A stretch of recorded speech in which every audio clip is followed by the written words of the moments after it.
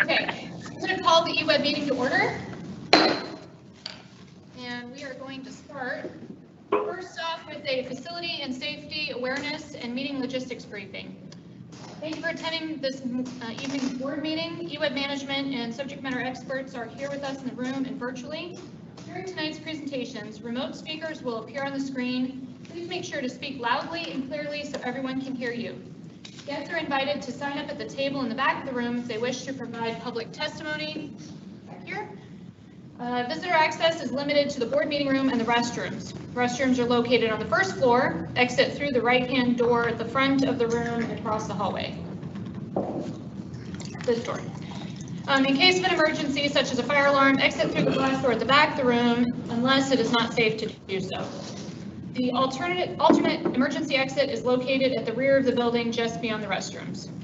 During an evacuation, follow staff's instructions and stay together for safety. Tonight's meeting will be recorded. The recording will start when the meeting is called to order and will continue until adjournment.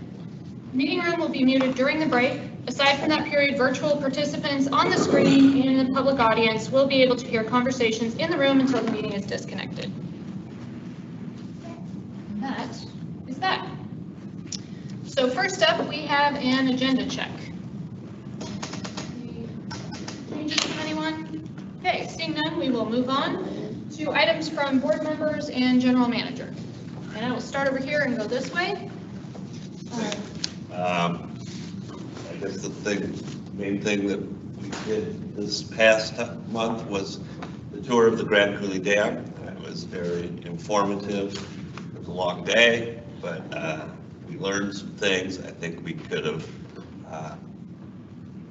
done some things a little bit better. And I think going forward, we can take lessons from that. One of the things that I was pleased to hear about in a negative way is that other people are struggling with supply chain issues as well. You know, they went through and were talking about how long it takes them to get transformers, how long it takes them to get windings and these types of things. So it's not just specifically to our utility here. So that was, like I said, encouraging and all at the same time. But yeah, it was a very informative trip. Thank you for helping us to put it together.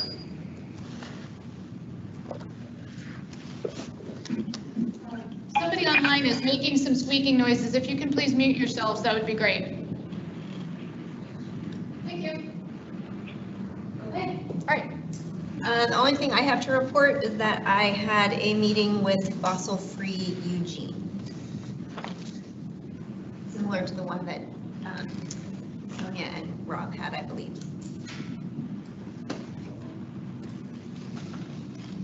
I guess we'll go back over here and then we'll end over here. Okay. To me, I echo what John said about the trip up north. I just wish we could have seen the third power plant because those generators are like 3 times as big as the one we saw, and I think they had the tops off. It would have been nice to be able to go through there. Oh well. I just have a quick question to staff. I know a car went into Walterville Canal and sunk. Did we deploy the boom and everything else to contain all the fluids and the gas and all that when it came out?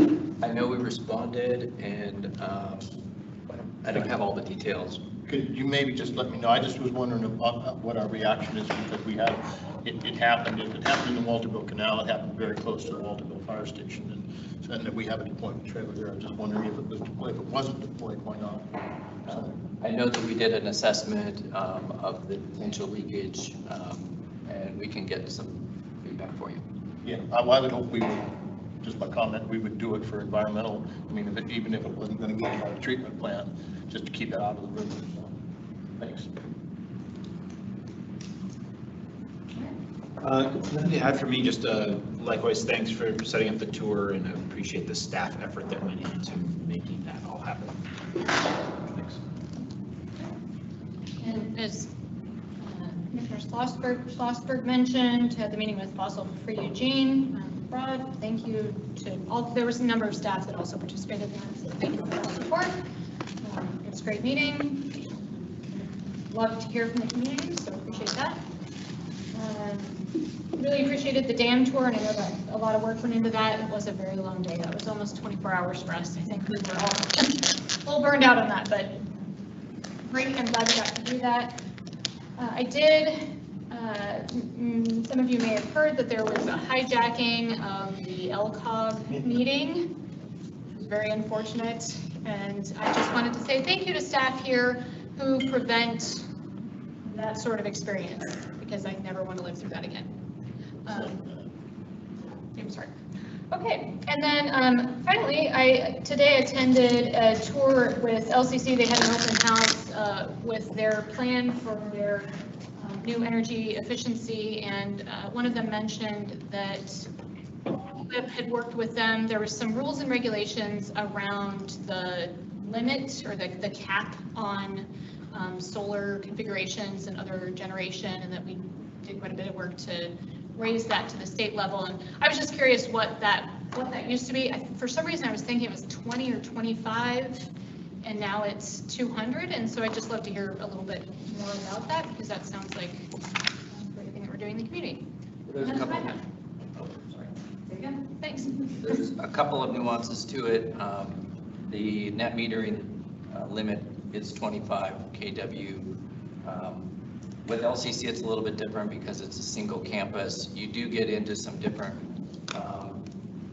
limitations around the 200K, not necessarily the state. There's Bonneville gets involved at that point. So there's some others, and we were working with LCC to be able to do it as a campus, even though they have some configurations across several meters. And so it was really, for us, a metering / administrative issue. And if you want some more details, we can get some more details, and we'll follow up with you.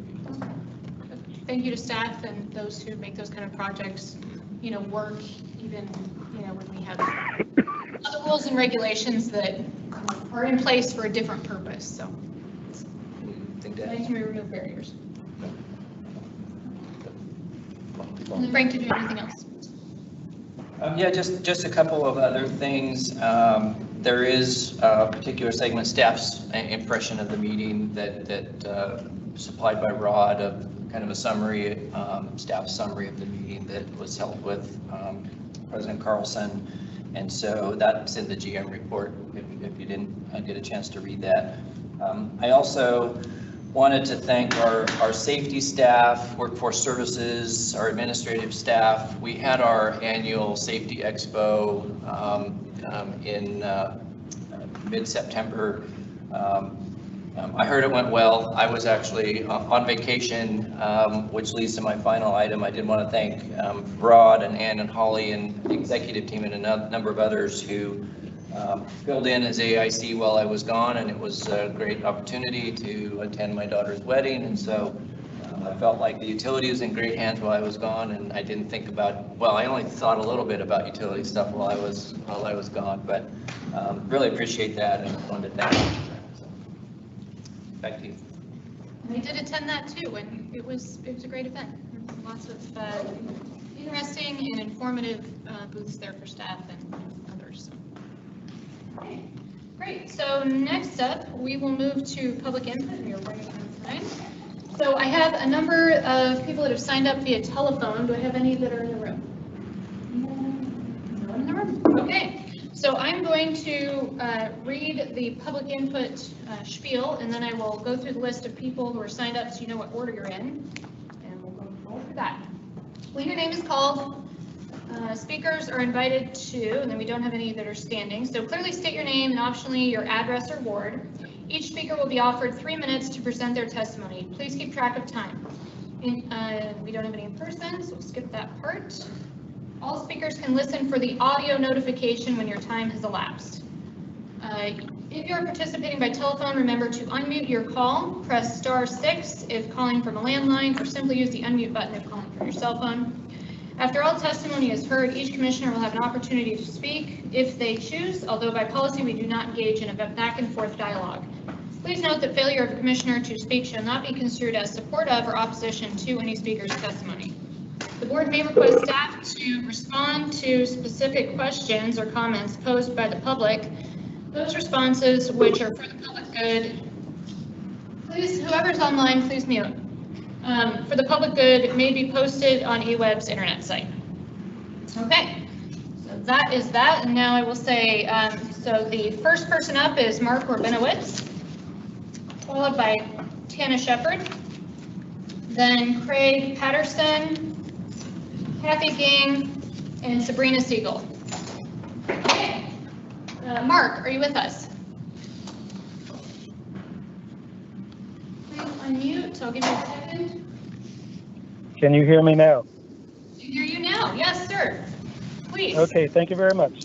I have two quick things for your consideration. One is WEC, the Western Electricity Coordinating Council, which I was glad to find a couple mentions on the website, but I did not see a mention that WEC also mentions that natural gas combustion is the largest energy source for the Western power grid, not hydroelectricity. Hydroelectric is, of course, locally abundant, but not in the rest of the Western grid. And the Energy Information Administration of the U.S. government also mentions that natural gas is the single largest energy source for electric generation. We do have a lot of dams, but there's also been a number of large natural gas installations added in recent years. One at Boardman in particular, where the last coal burner in the state closed about 3 years ago. It's now a large natural gas generator. There's another large one at Klamath Falls, near where 4 dams are being dismantled. And the existence of that natural gas generation is a key facilitator of the dam removal. EIA also mentions that 2022 was a new peak for U.S. electric generation, surpassing the 2018 previous peak, and natural gas was critical for that increase. So when we're talking about electrification, we need to talk about where the electricity comes from. And since EWEB is touring with the idea of embracing new nuclear reactors as the answer, I recommend you consider attending next Monday night the Eugene premiere of the new documentary Atomic Bamboozle at the Art House Theater on 13th Street, formerly the Bijou, at 7 o'clock. It may be the best documentary about plans for smaller nuclear reactors. It's also the only documentary about smaller nuclear reactors. It also covers the rise and fall of the Trojan nuclear reactor on the Columbia, and also the outrageous legacy of the Hanford nuclear reservation, the most polluted place on the planet. The filmmaker will be there in person, along with legendary energy activist Lloyd Marbett, who helped get Trojan closed, and also helped with the Citizen Initiative in 1980 that makes it illegal to build new reactors in Oregon until there's a national nuclear dump for the irradiated fuel rods. So Atomic Bamboozle next Monday night, 7 o'clock, Art House Theater on 13th Street. And I'll close with a quote from the legendary David Brower, one of the great environmentalists of the United States, who said, "Is the minor convenience of allowing the present generation the luxury of doubling its energy consumption every 10 years worth the major hazard of exposing the next 20,000 generations to this lethal waste?" Thank you for your time. Thank you. Okay, next, Tana Shepard. Tana, are you there? Give you a second to unmute. I'm not hearing Tana, so we're going to move on to the next person, and hopefully she can figure out unmuting. Oh, wait, I'm sorry, I'm here now. Okay, all right, great. Thank you, you're up. Okay, thank you. Hi, I'm Tana Shepard, also known as Ego Chick here in Eugene 4J. I'm in Ward 8, and I just like to come a few years to express my gratitude, I guess, and my attitude for all the support that EWEB gives School District 4J each year with our education programs. Hello? Yeah, we can hear you. Yep. Okay, sorry, I thought someone said something. So far things are off to a smooth beginning, but it's pretty busy. I'm without a program assistant again, so I'm kind of trudging forward as a soloist, making it happen, but we have our salmon season underway. I'm serving 45 teachers this year, around almost 1,600 students. and are going to be raising salmon in their classrooms and learning about the importance of salmon as a keystone species. And then we are taking 610-ish third and fourth graders on Salmon Watch field trips, so to enhance their experience and see the adult phase of the life cycle and learn more about the importance of water quality and all the things that they need to survive in their habitat, and what's the big idea with riparian zones, things like that. This week we're actually starting our student 4J climate justice team up again, and we have some returning students from next year. We'll be inviting new ones. For your reference, this is high schoolers, representatives from each of the high schools that come together around climate education and action items within our district.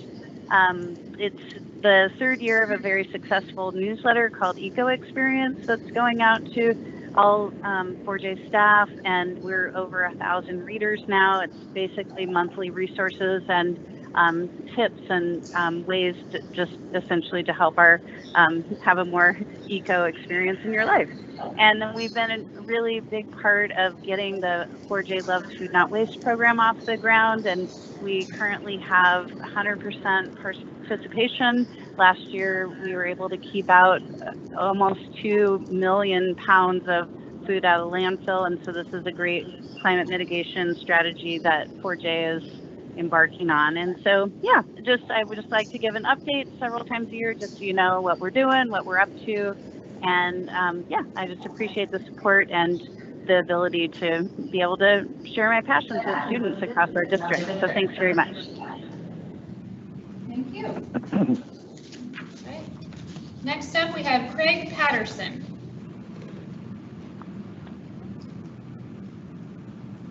Craig, are you there? I'm going to give Craig another second to unmute. We're still not hearing Craig, so we'll come back, but we will move on now to Kathy Ging. You hear me? Hello? Craig, yep, we can hear you. It's echoing a bit. I'm not sure why. I don't know why. You hear? Okay, should I continue? Yeah, you can. Yes, please. Thank you. Yes, my name is Craig Patterson, and I've lived in McKinsey Bridge almost 50 years. I've seen many changes.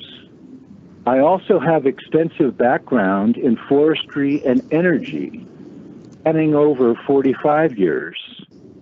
Today, there are two contrary issues I briefly speak with you tonight about. By contrary, I mean opposing views with actions. The two issues are Carbon Credits Forestry Lab and Seneca Sierra Pacific Biomass Plant, and McKinsey Water Quality and new houses and foundations on the riverside of the highway. I see EWEB as supporting and advertising an attempt to counter global warming and carbon sequestering through its forestry lab and carbon credits. I had a long talk with Andrea Wade today.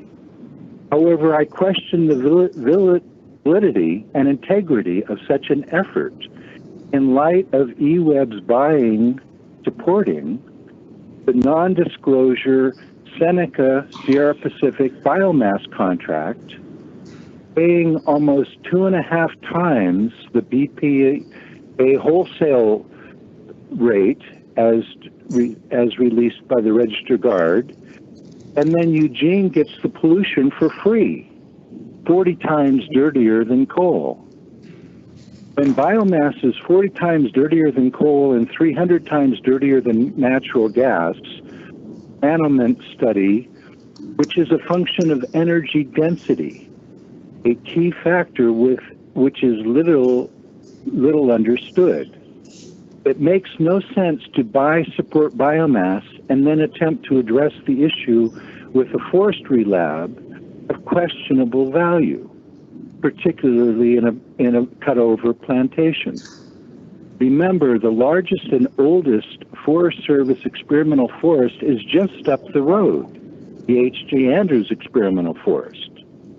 This contradiction needs addressing, as integrity is important. Second, McKinsey water is some of the finest in the state as a resource to protect. However, seeing the number of foundations and houses on the riverside of 126 where there isn't sufficient room for a septic tank is very suspect.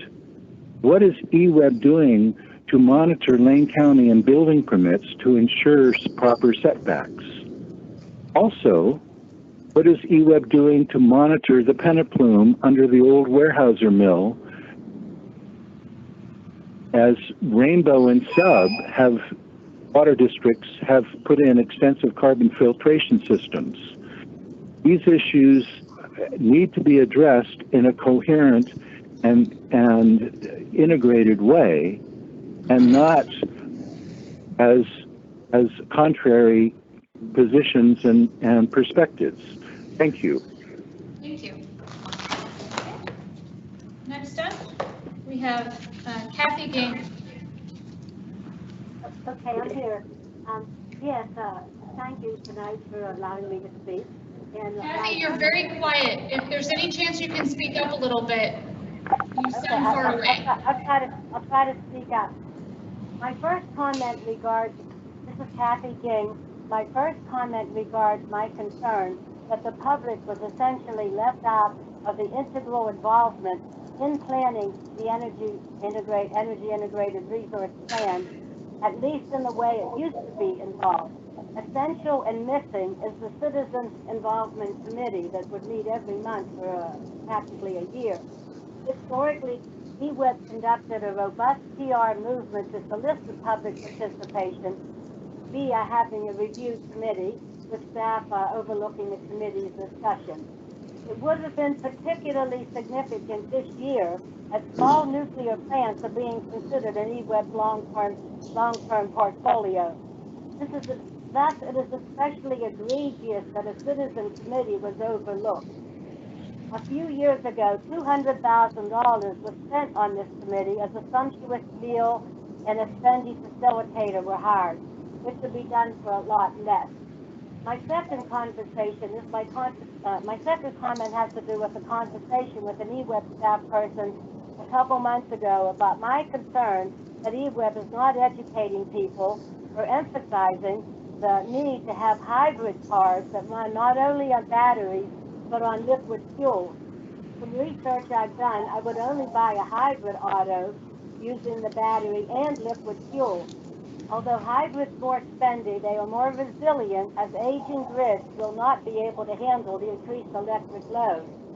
Warning about all electric cars, especially if battery-only energy policy, the author of Alcohol Can Be a Gas, David Bloom, who's been working on biofuels for over 50 years, which is also the name of his book, stated on a national radio show in 2022 that batteries only will not be able to supply 100% of our transportation needs.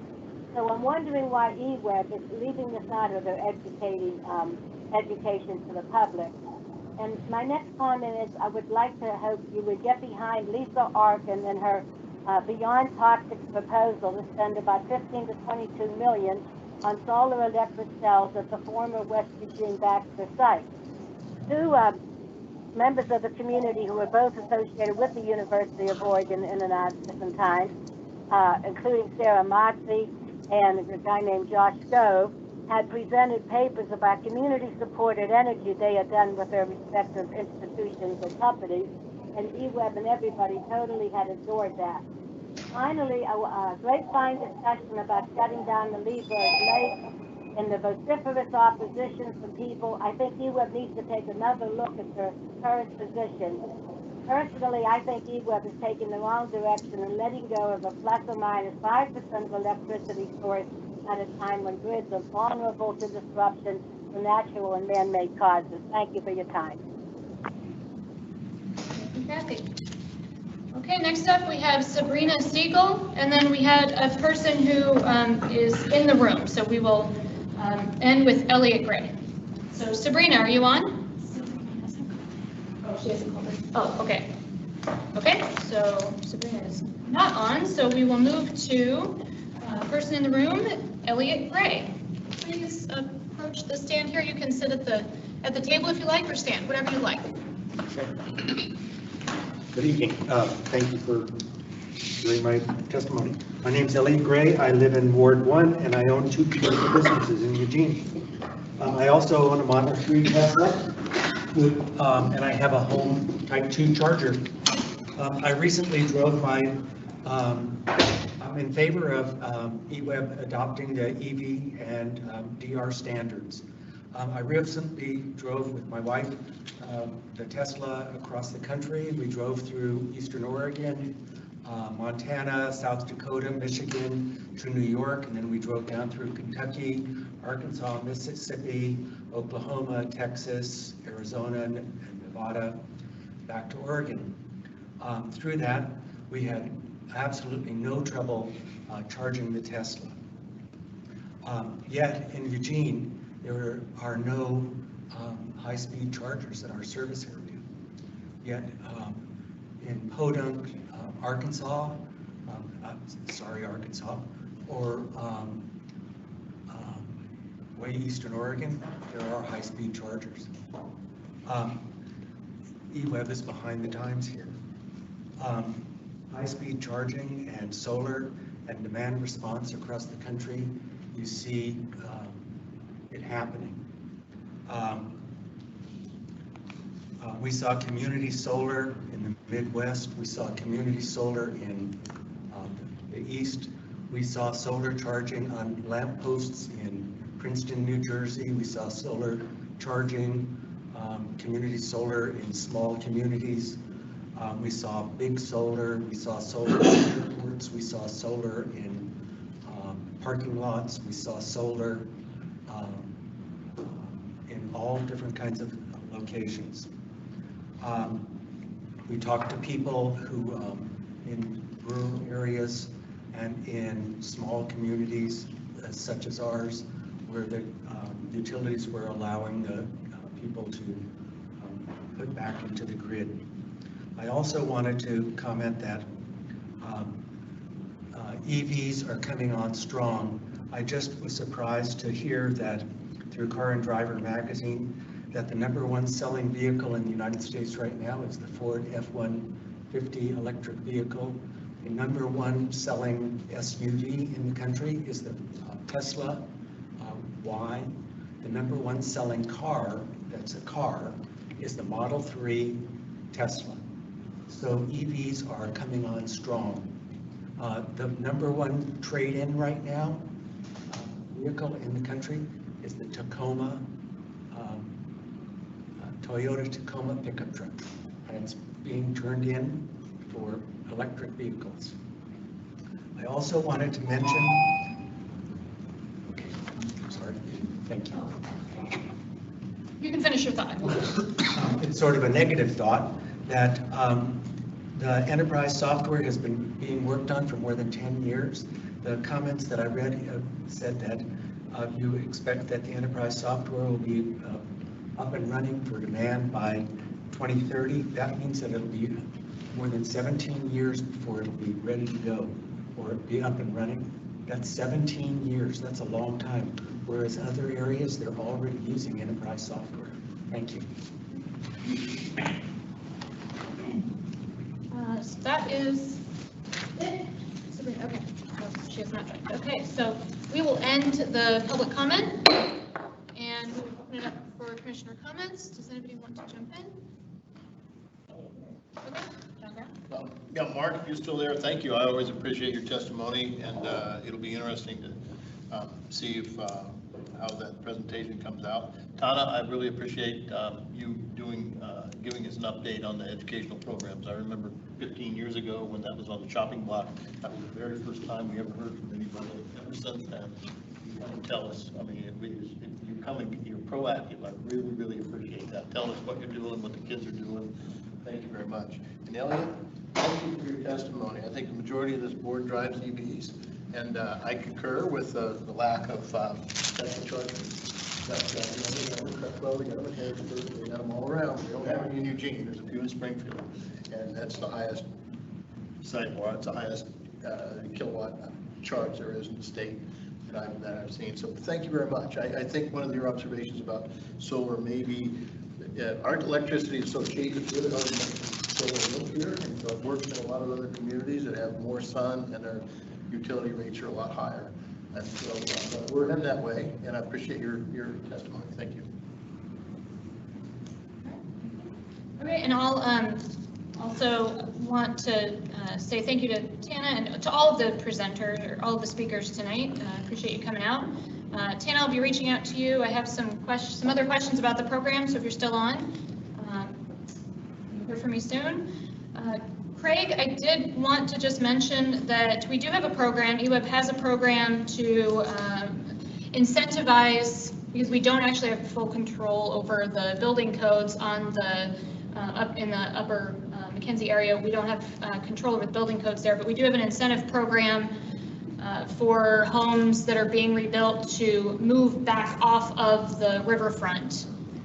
So we are aware of that, and we are trying to be proactive about that. We also have a long-standing septic replacement loan program that we have had in place for, I don't know, more than a decade at this point. So always watching that upriver. Thank you to the others who have testified. Oh, and to Elliot, I did want to mention, yeah, it's interesting that you brought that up about the EV charging. We were literally just talking, Commissioner Brown and I were talking about that on the way in from the parking lot, about not having chargers here. So, you know, we do toss around ideas. We're not particularly in charge of those, but in the ways that we can help get more around the region, we absolutely need them. So thank you for the testimony. Okay, and we will now close that and move on to the approval of consent calendar A. Do we have any from consent calendar A that people wanted to pull? I move to approve consent calendar A. Second. Okay. Any discussion? No. Okay, all those in favor of consent calendar A, say aye. Aye. Okay, passes unanimously. Okay, moving on to consent calendar B. Is there any that would like to pull those at this time? Yeah, I'd like to pull item 9, resolution 2319. And I also had said in a correspondence that I would like to pull item 6, but that was answered in the correspondence that we got this afternoon. So I would just encourage the other commissioners to read the correspondence that went out. That answered my question about item 6. Okay, great. And for those in the attending virtually, we as commissioners, we submit questions to staff and get those answers published, and those are available for you to read as well. So this is not something behind the scenes. This is something that we did to make it very clear to the public what information we have when we make our votes. So please read the pre-meeting questions for what Commissioner Borowski is talking about. Okay, so any others? We have both. No? Okay, all right. I move to approve consent calendar B, plus item 9. Second. Okay. Any discussion on any of those? No. Okay, all those in favor say aye. Aye. Okay, passes unanimously. Okay, moving to resolution 9. Thank you. Resolution 9 is a resolution approving the annual investment policies of the utility.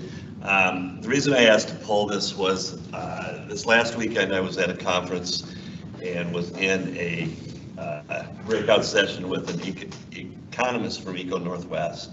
He was talking about the economy of the Northwest and, you know, interest rates and inflation rates and all of these things. And he was actually very positive about where we're going. He was saying interest rates, if you look at them over 75 years, are on average, and inflation rates are on average. The one area that he did say that we would be stressed in the coming years is community banking. The community banks in our areas are the banks that lend to local builders, small businesses, large businesses, and they've been challenged lately with what we've all seen, the higher interest rates on CDs and bonds. People have been taking a lot of their savings out of those banks and putting them into higher rate CDs, higher rates than the community banks can offer on their money market accounts and those types of things. It's been a multi-billion-dollar exodus of cash from these types of institutions. So when I saw that the investment policies was on our consent calendar today, I'm not asking us to change anything in there, but what I would hope is that as a utility, we can look wherever we have funds that may be able to be put into some of our community banks and kept in our community here to help local businesses and local individuals thrive. I would hope that we can look at whatever accounts that we have that we could put in those. I know a lot of what is in here is very regulated, and I agree to that, but I think there might be some room for us to help some of these banks that may be facing issues going forward. So I just wanted to bring that up. I'm not putting forward a resolution or anything like that. I would just hope that staff can look into that and see if there is an opportunity for us to keep some of our money that we may be just sitting on in a savings account, and if we have the ability to put that into a community bank rather than a T-bill or whatever, I would encourage us to do that. So that's why I pulled this item. And I think in the past we have done that. We do have local deposits. Aaron might even have the exact number. And just a few weeks ago, we did deposit an additional $2 million with a local bank. So we do keep an eye on that and be happy to provide you any follow-up information. I mean, it's just any opportunities that we have that we can do that, I think is a positive thing for our community.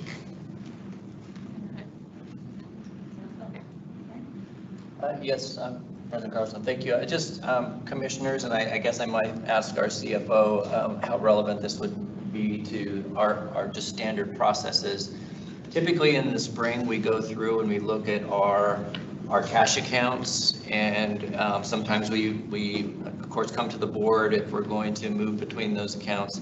I don't know if it's possible during those cash discussions that we could provide information on where we have present deposits. It's not the accounting piece of it, but it's where the money actually resides. Just to do that as far as standard practice. Sure, if that would be helpful, that would be a standard time of the year, and we could maybe break out where we hold the deposits as a part of those materials. And then we can also follow up directly on where we are now, just to give you a snapshot if that's acceptable.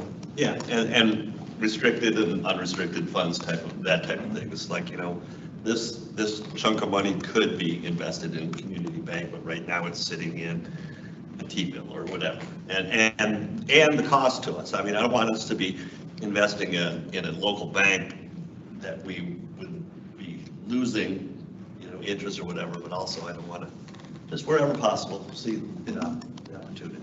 I appreciate that. Thank you. And with that, I will put it back on the table. I move to approve resolution number 2319. Second. All right. Any discussion? No? Okay. All those in favor, say aye. Aye. Okay. Passed unanimously. Next up, we have resolution 2318, the diversity, equity, and inclusion policy. Yes, President Carlson, commissioners, good evening. I was just wondering if you could allow me to not be on my, oh, thank you. Somebody's driving this for me, so I don't have to limp up to the podium. Just wanted to, this item is for your consideration this evening, just a little bit of history.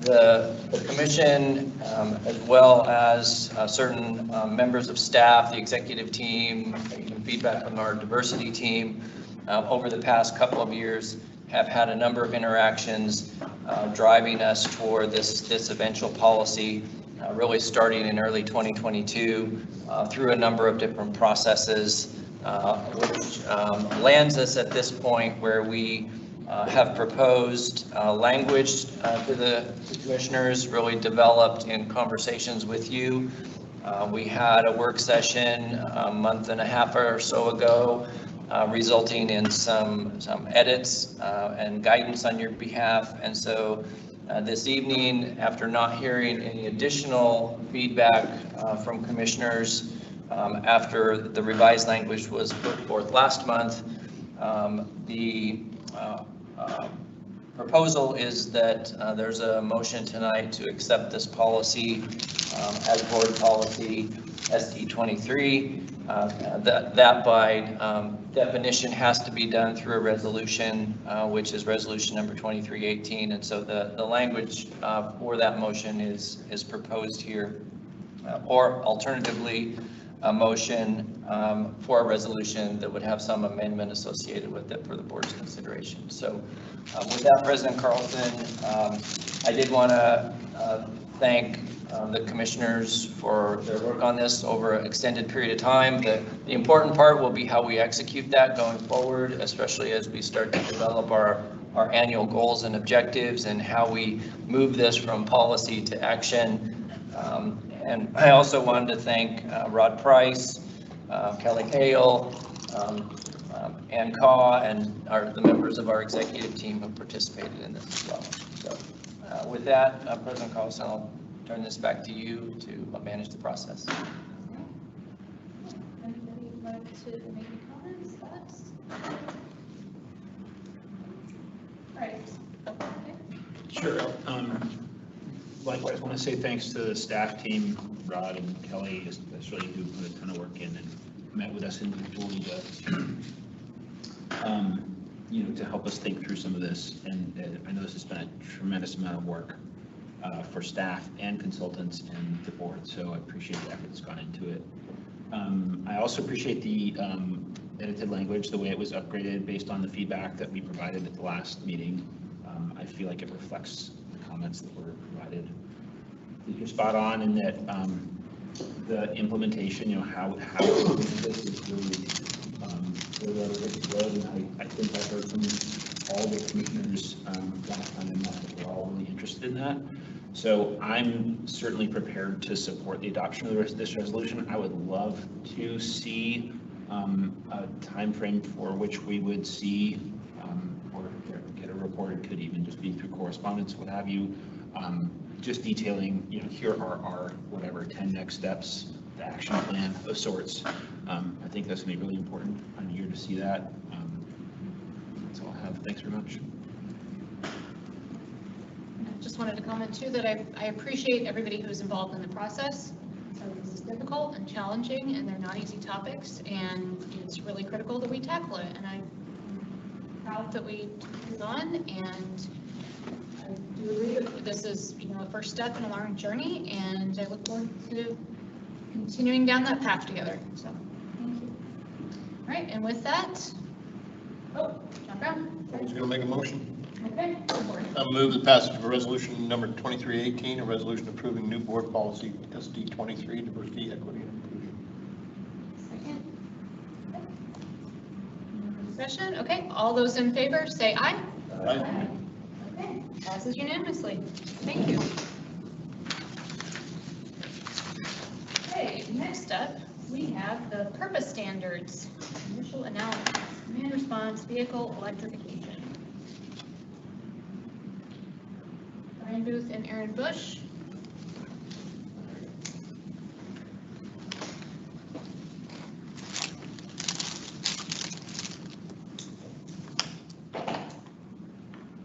All right.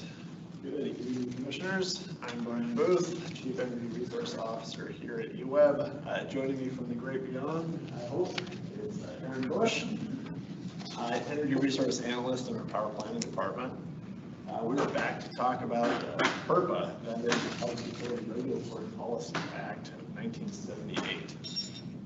Last time we were here, we talked a little bit about PURPA, and I may have undersold its importance just a little bit. So I did want to give it its due. PURPA was a big deal, and then it took what are today best practices such as least cost planning, which we use in our integrated resource plan, and providing avoided cost rates for distributed generation to incentivize, well, distributed generation. These things became mandatory for investor-owned utilities because of PURPA, and consideration of these things became mandatory for consumer-owned utilities because of PURPA. So that is a nuance. We do have these new PURPA standards that are out, and because we are a consumer-owned utility, they are voluntary for us. But considering them and having a public process, which we would normally want to do anyway, is not.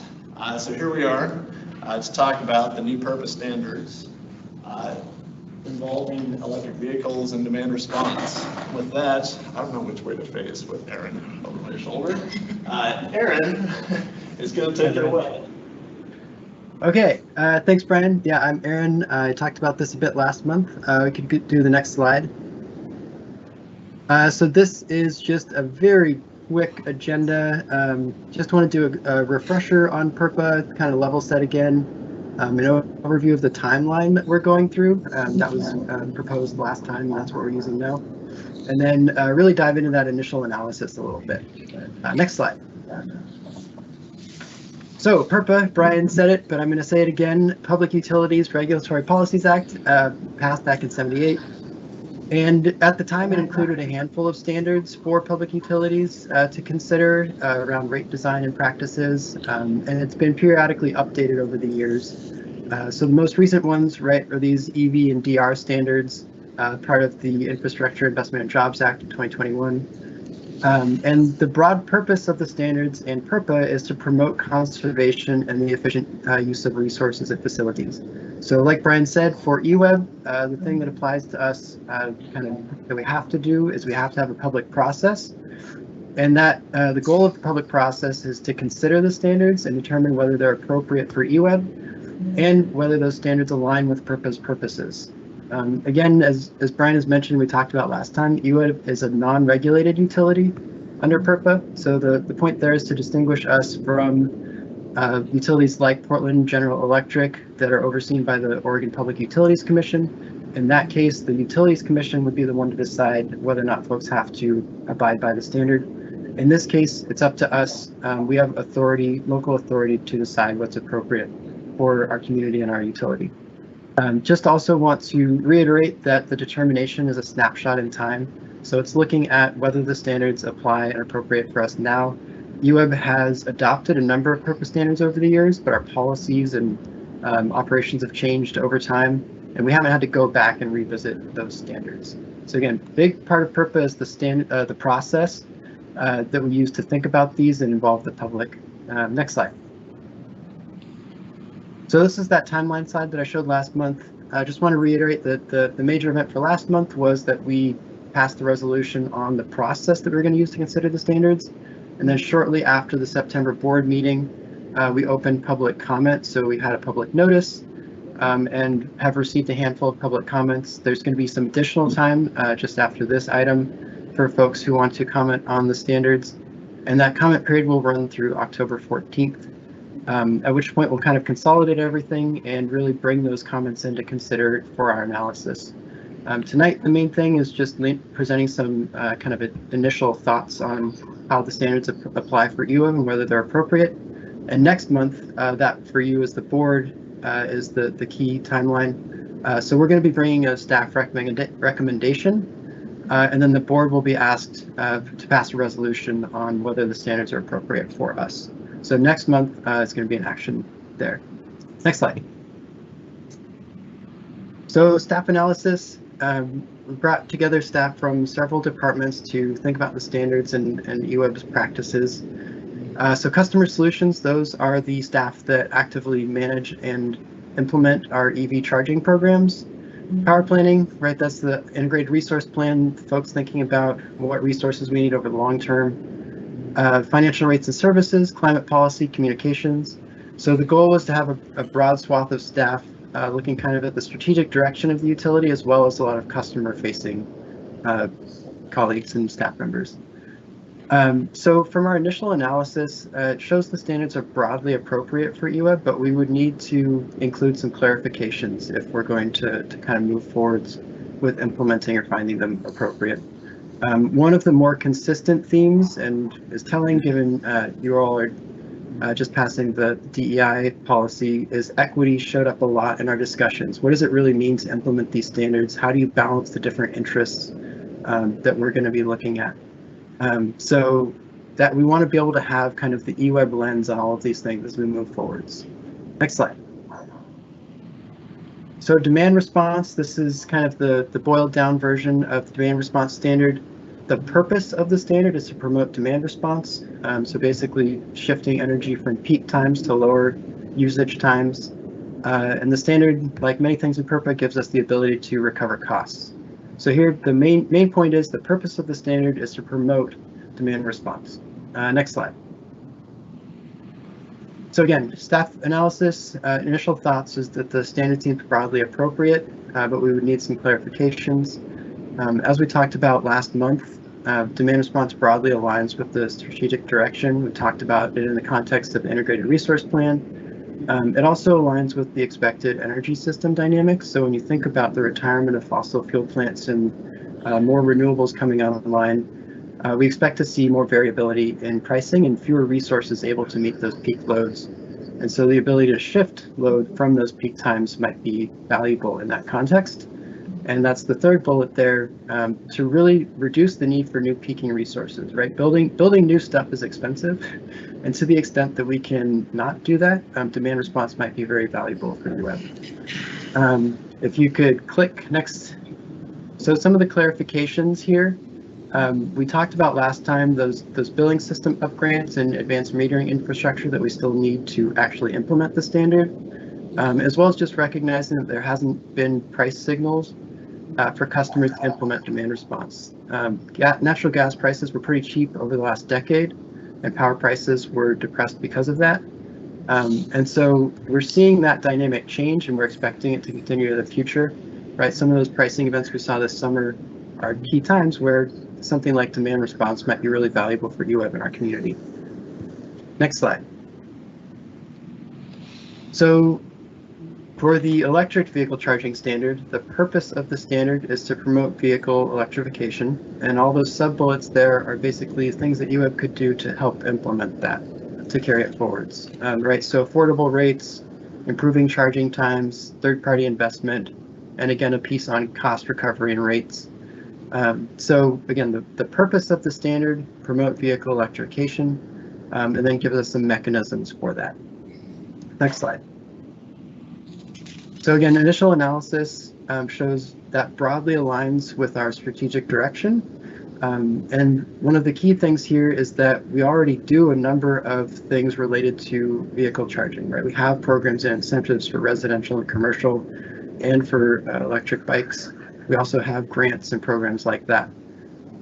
So we're already doing things that align with this. Also, when you think about CAP 2.0 and the community goals around emissions, EWEB has pledged some support to try and achieve those goals. And some of those are around supporting electric vehicles as a way to reduce emissions. So there's alignment there in the things that we're doing, kind of the conceptual framework that we're approaching it from. Some of the clarifications, if you could click.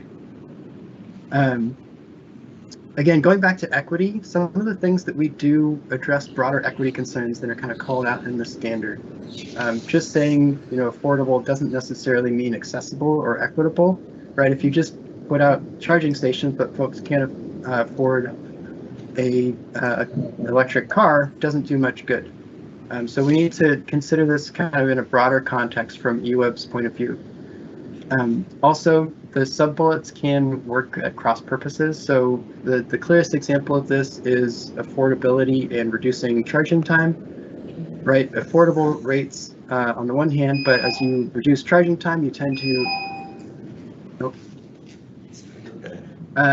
to increase the rate of power supply, which tends to increase costs. So there's pieces here that we would need to be able to actively manage and think about the value to our customers and what EWEB is trying to achieve.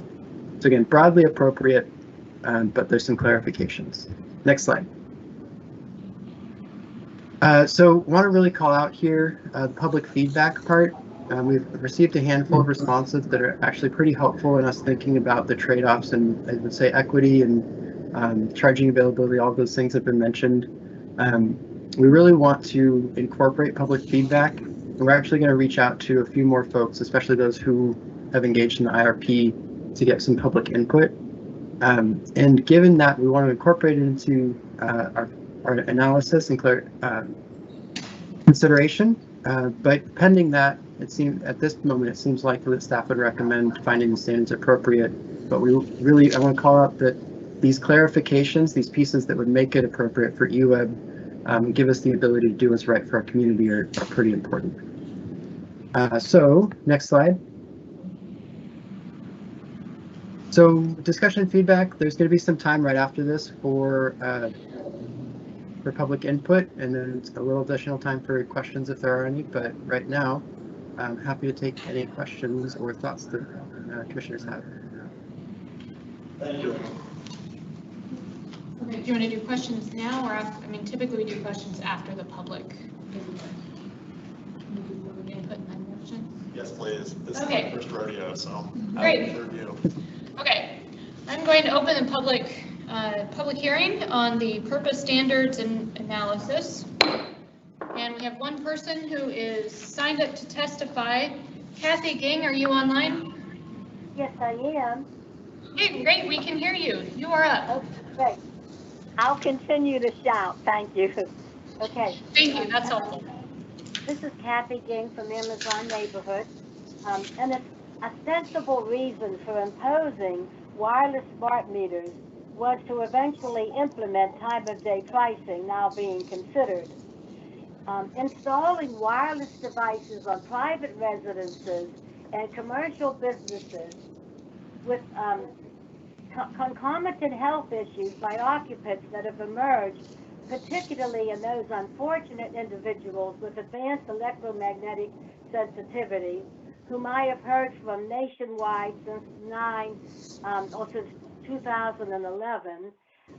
It has been a considerable throwback for people who have experienced health hazards who have called me from all over the country. Be reminded the Citizen Utility Board in Oregon wrote a statement opposing time of use pricing, and I am not clear what their current position is.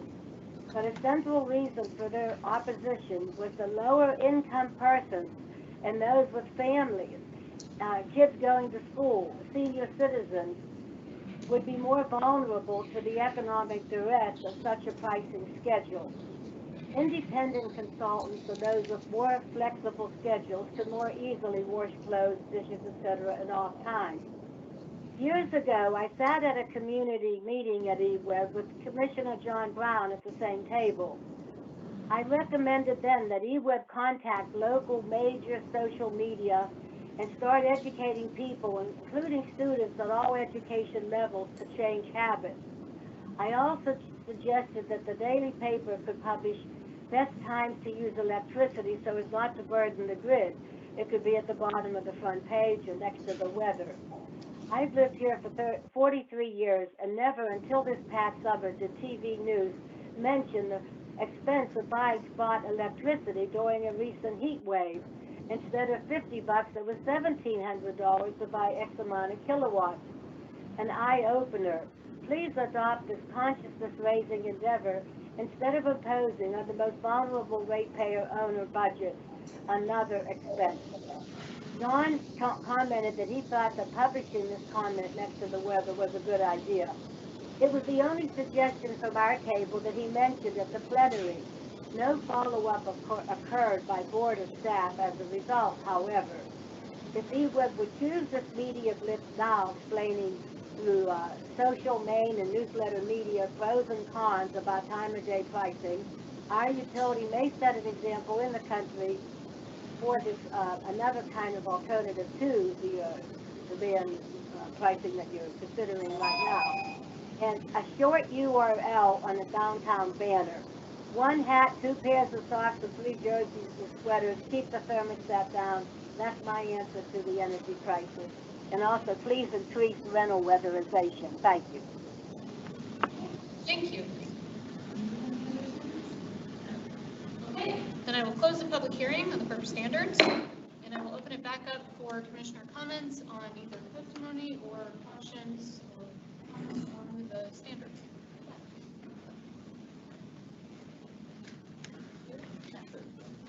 questions. I'm going to start with a clarification on the presentation on slide 16, I think. There was a list of, what I think you mentioned is like the tools that could be used. There it is. Thank you. Perfect. I am curious, number C there is supporting third-party investment. I assume that means in chargers, but I don't know. I'm curious to what extent EWEB's investment in charging infrastructure is one of the tools available to us. You want to field that one, Aaron? So your question is, sorry, that we can support others investing in in charging infrastructure? I'm not sure I understand the question. Yeah, no, the question is really like, is EWEB direct investment in charging infrastructure one of the tools that could or should go on this list? They certainly could. I think this is the context of what is appropriate for us. I think the broad vision for PURPA is kind of getting not utilities out of the way, but allowing others to invest, right? If you're trying to allow charging infrastructure to be implemented as widely as possible, you want to allow other parties to also invest. So it's not precluding EWEB doing anything in that context. So we certainly could. Okay, I guess it, some of our comment tonight was about the lack of charging infrastructure in Eugene. I've heard that in multiple locations, and as somebody who drives an EV sometimes at work, I've run into that myself, that fast chargers are just scarcely available in our area, and it'd be interesting to me to have a conversation about where or how that lands as one of our tools for supporting the transition to EVs. I don't know if it belongs up here, because I guess I'm not exactly clear what the specific focus is. I hear you saying like we're trying to get out of the way. I appreciate that, but is there a way that you can also lean in appropriate places to help catalyze investments in charging infrastructure? Yeah, I was going to say that the statement as it is written there would include opportunities like that. There's a number of different ways that you could look at supporting third-party investments. One would be simplify our processes, make line and load connections easier, things like that. Some of it might be direct investment. We do that with home charging, for example, at this point where we're aiding the investment of a level 2 charger. Some of that is so that you can charge faster and we can move that charging around, which supports this initiative.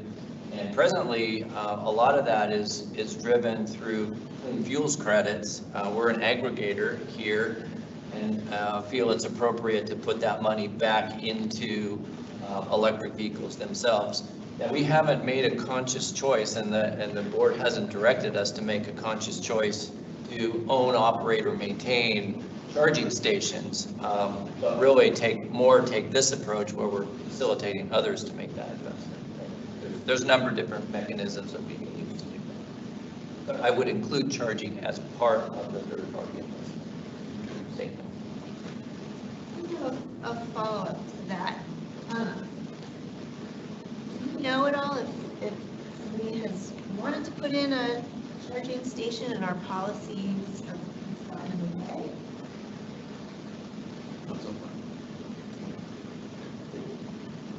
The only example that I can think of was from a number of years ago where there was a large demand charge, and that was out off of I-5. But that was an exploratory consultant. So I don't know that. No, customers willing to pay. So far, but it's definitely an issue that we're going to start coming back to the board with policies all the way from grid to pricing, working with Lane County and some of these other folks, bringing in some grant money, those kind of things. So there's a lot of opportunities like that. And some of this will roll into when we start. I really think that one of the most important things that we need to work on as an organization and the board is our redesign work over the next couple of years. And this is another example. if you have a fast charging station, it has a very high, very short period demand associated with it. And so the pricing that we have now, you pay for that peak demand. It could be used once a month, and you're paying for that peak demand use, even though it might not be used incidentally. Hello? The hope is that as these investments move forward, that those are used more and more. And so there is more and more incentive for third parties to put this type of charging in. So, but the rate design piece of that is going to be important. So I'm hearing from Rod that this is likely to come back to the board soon, some conversations about these ensuring infrastructure. I guess I'll say I would support that. I think that'd be valuable. There's a lot for the board to chew on here, but that's my other board. I would be supportive of a conversation about this specifically. See if you have 3 head nods, we can do that as an item. 3 head nods. All right. Yeah, can we get that as an item?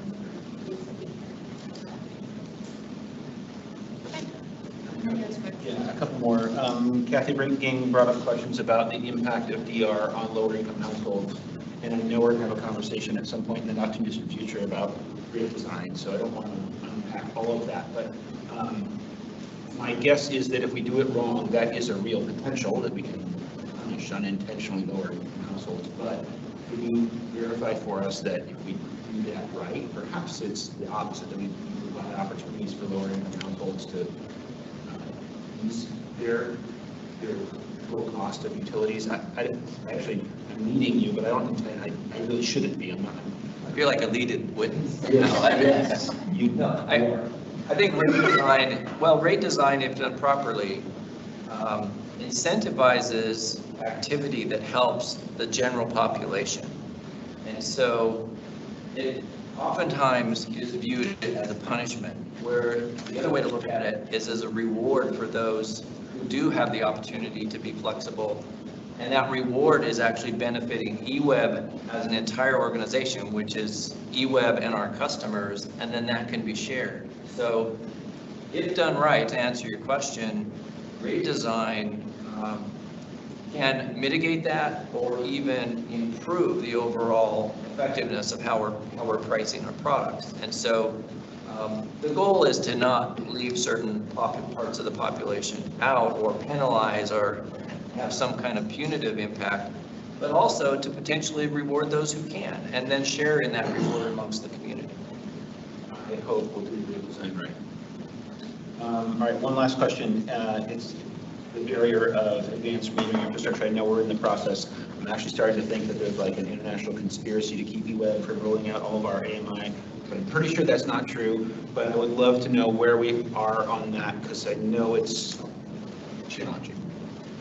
We're still waiting for final confirmation of enough meters to show up to get critical mass to start. So still shooting for Q1 next year. And what percentage is rolled out at this point? So we have about 70% electric and getting towards 70% in water. There'll also be an item in November when we talk about, Deborah starts talking about rates and fees.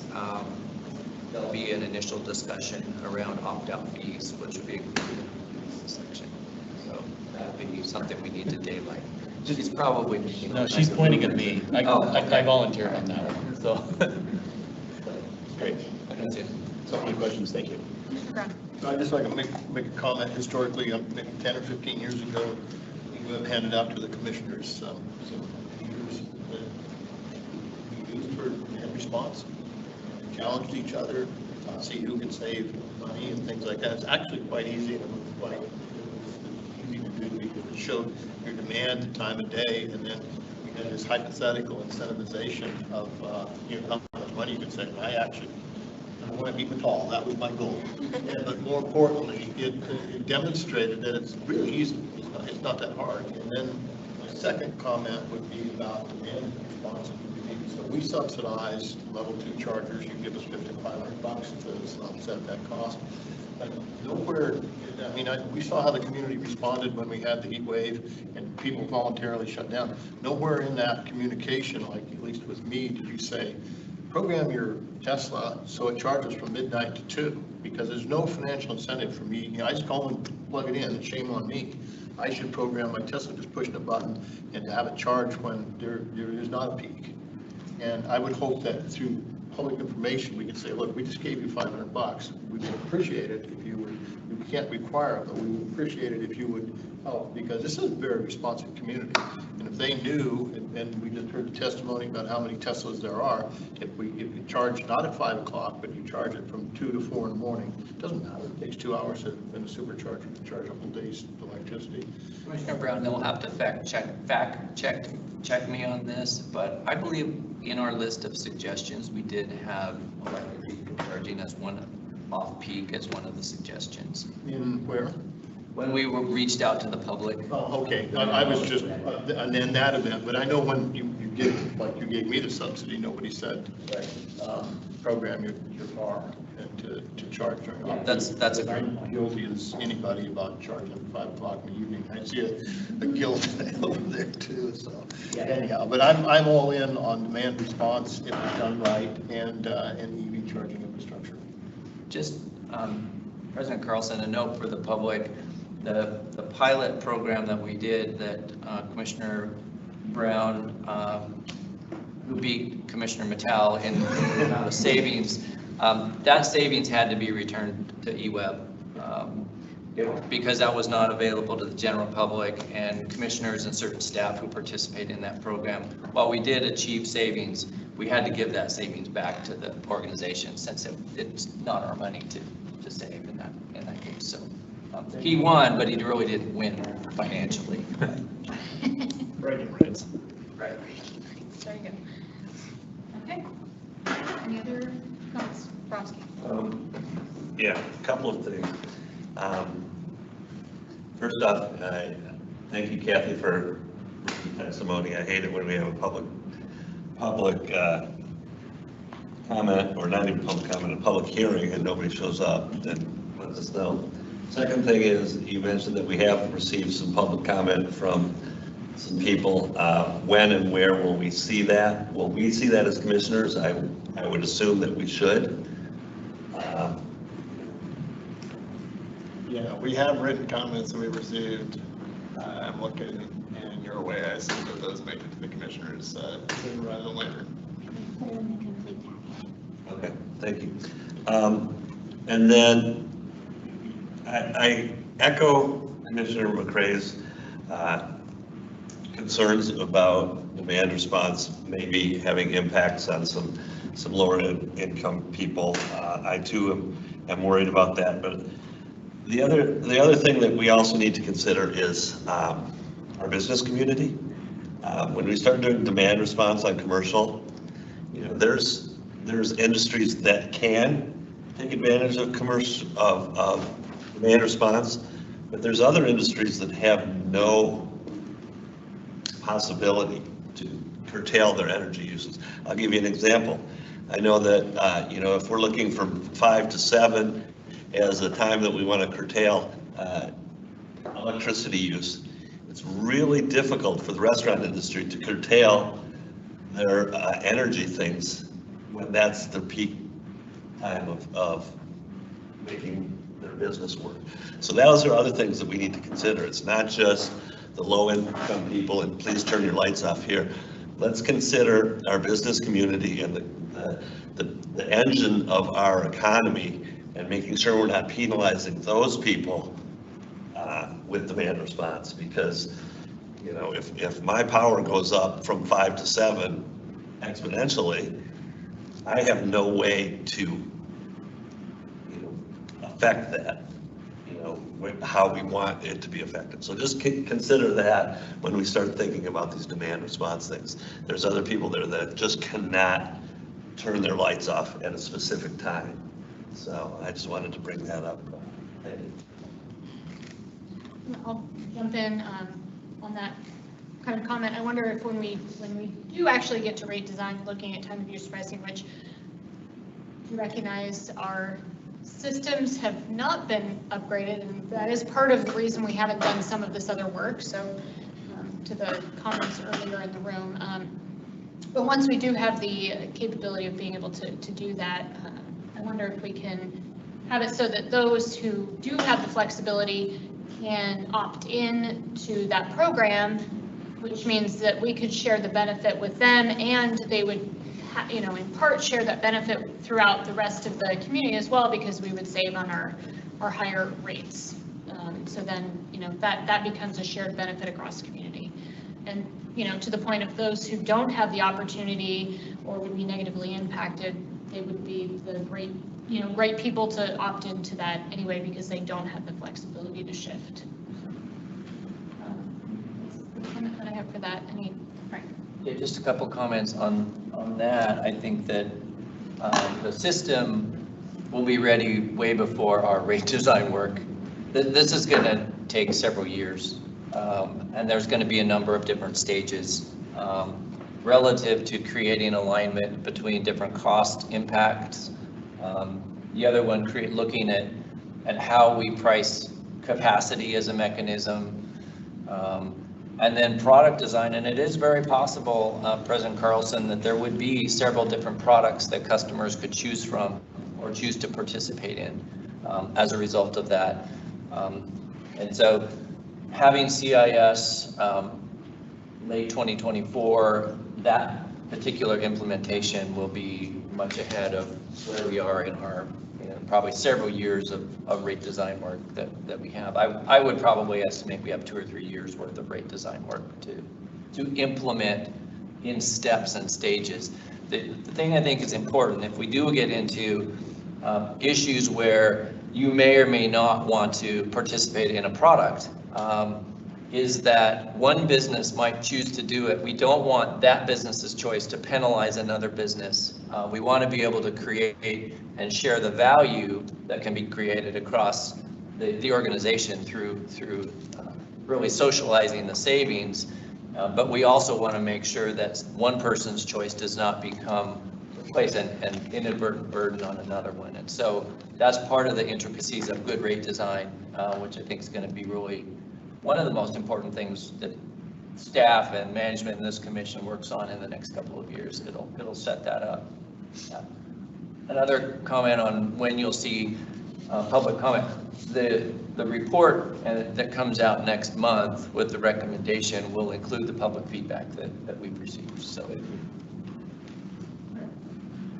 Yeah, so just a clarification, I think I hear you right. I just want to be clear that the demand response will take a few years to roll out to get to completion. But we're not waiting 3 years before any demand response rolls out. No, I suspect that you will see some very specific action elements in this next year's plan.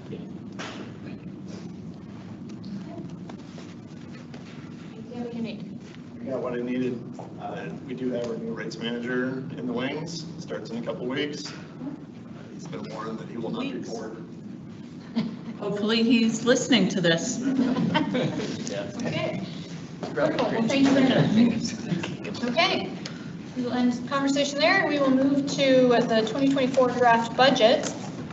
And Deborah.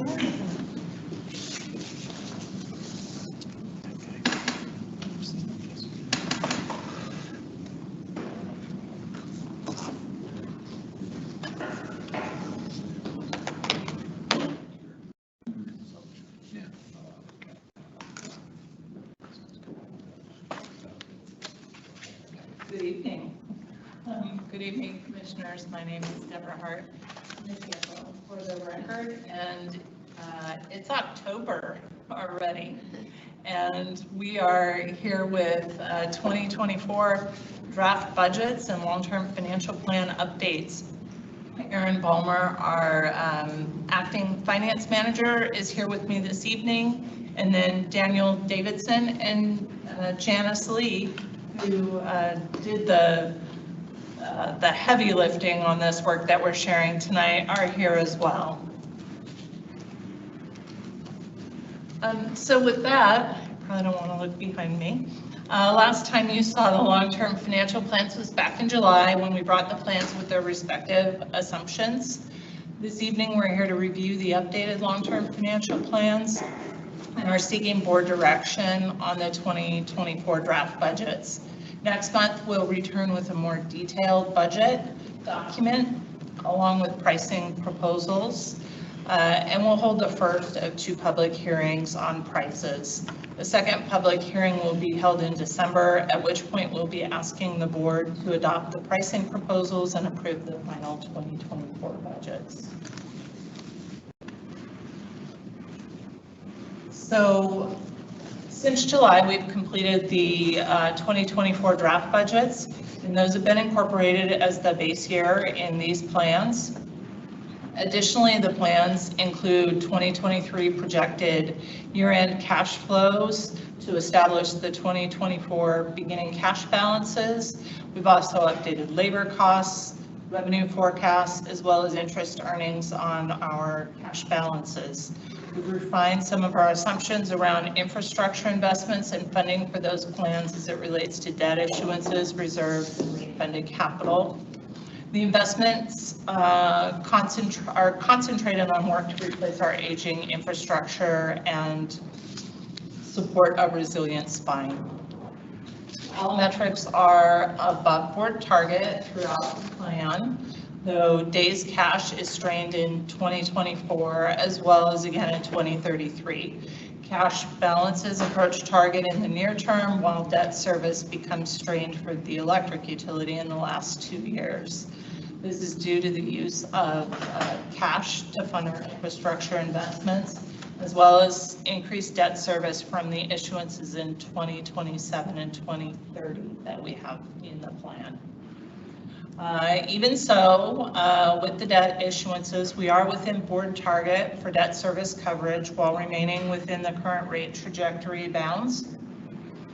Significant investment in Leberg has been incorporated into this plan, and it includes 158 million in inflows and 148 million in expenditures over these 10 years. Now that does run out to early 2040 when the work is expected to be finished. The early 2040s, not necessarily early in 2040.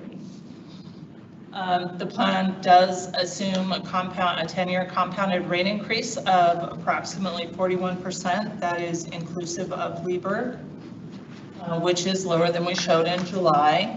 And due to budget updates we made to the plan, we're now modeling a lower rate increase of 5.7 for 2024. And both utilities, although the rate impacts are front-loaded, the higher rates are front-loaded, they have been smooth wherever possible.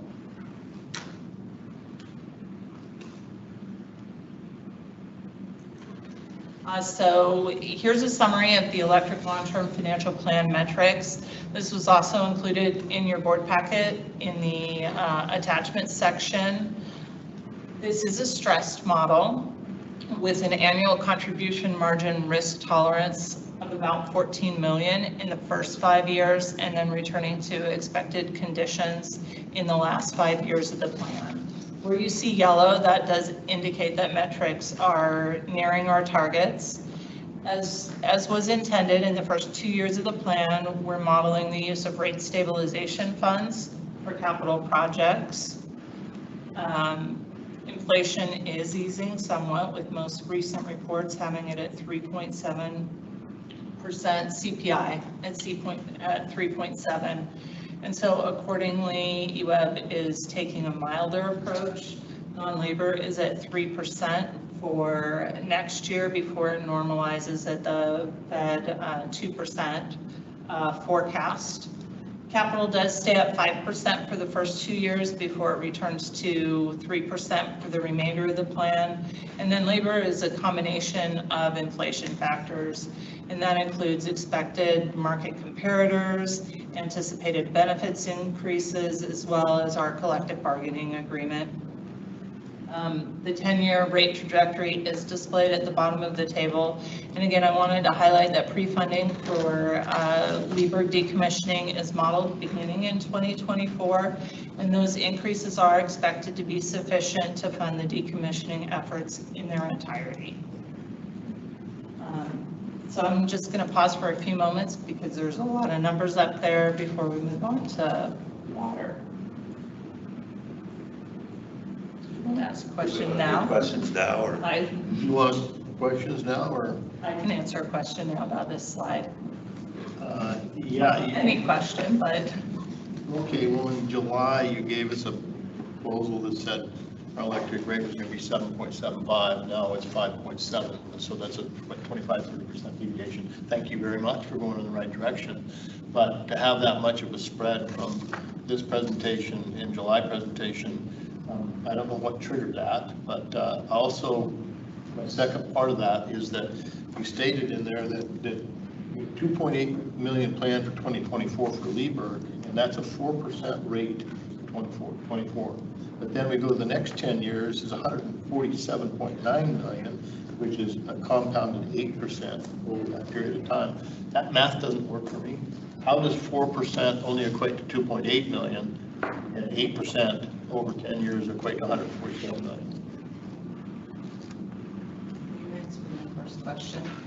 So going to what's changed since July in terms of the long-term financial plan, we've seen some refinements in the labor forecasting, so labor cost has been a contributing factor to that, as well as other revenues that we've cited and improved our assumptions around.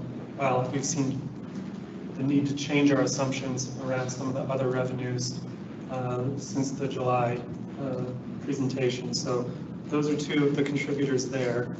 And then in terms of the Lieberg question, I'm not sure I quite captured what you're. In 2024, we have Lieberg pre-funding 4%. And in your July presentation, you said that equates to $2.8 million. And then the next $147.9 million equates to 8%. And so I'm having trouble with that math. How 4% equates to 2.8. 4% doesn't equate to 2.8. I think it should be more like 4% should be more like 10 million. It says 2.8 million is planned for 2024, and an additional 147.9 is over 10 million, 10-year period. I'm curious what you're referencing. I'm just a handout that you guys gave us. It may be that 2.8 was a spending for Lieberg in 2024, but that would be a separate. That's separate from this then? Okay, well, I'm sorry for the confusion. I just didn't, the math didn't work. Sorry if we made it confusing. No, I'm really easily confused. So thank you for the clarification. That's all I have on that. Thank you. Yeah, so I'm going to be on the same line. Couple things. Lieberg pre-funding. I see us hitting it hard next year and then diminishing down and stopping pre-funding by 2028. So those are the increases that are scheduled. So we're not actually bringing the amount of pre-funding down. It would be, what you're looking at here is 4% this year, plus another 1% next year, plus another 1%. Right. So it doesn't actually diminish down. Throughout this plan, we collect 158 million. So in those out years, you're going to be collecting 8% and throwing it into a bucket for Lieberg. Yes. Through what year? I was just pulling up a spreadsheet, and I believe it's 2040. Okay, so 2041. So does that mean that will be enough of a funding source that we won't need to bond for Lieberg? Yes. Okay, good. That's. I think that was kind of the direction that the path we sent you down. The next question I have is, and this, I know that Commissioner Brown sits on this committee, but you mentioned wages and benefits. Have you, does the PERS rate hit us as it hits other municipalities when they hit us? And are you pretty dialed into what PERS is going to do over the next 10 years? Well, you would have stopped it pretty dialed in. Well, no, I mean, that's what you're asking us to look Yeah, at, and that's one of the major exactly. drivers in a lot of municipalities. So, so how we're impacted by PERS, one of the things that this board did, or at least some of the members of this board, was make a decision to join the state and local government pool. And that maybe dampened the impacts that we would see as a single employer, because I can't go back and get our rates. I can't promise that that was better for you, but we're a part of a larger pool, so we do see the same impacts. Our budget, though, is the lion's share of our budget is in purchase power costs and in capital investments. And so while our rates may go up at the same rate, we're not as sensitive in our overall budget. Okay. I think that answered my questions on this slide. Thank you. I just had a question about the BPA increase. So is it just standard that there's an increase every other year, or are we estimating that? And also with the, if it becomes 2.5%, do we know in advance that is what the increase should be? So it is, we do expect a BPA increase every other year. We make an assumption about what that rate increase will be for planning purposes, and then in the summer of the year that we're anticipating an increase, that final number comes into us. And then just with that increase, I don't know, maybe this is slightly off topic, but all the discussion that's going on about the need for increased electricity sources, and you know, what BPA is going to do, or what kind of investments going to be made in new sources, would that potentially equal a bigger BPA increase? I guess, does that get factored in, or how do we pay for that? Well, it could. As I think as Deborah Hart mentioned, purchase power is a huge part of the electric utilities budget in combination then with capital. As we go through the understanding the new contract more and how that gets structured, what our allocation for power is, and I don't mean allocation that we can't get it, but allocation at the tier 1 rate and how that gets structured. At this point, we model it based on history, but as we learn more the next year or two, we'll start to model it into the IRP. We'll start looking at the financial impacts of that as well.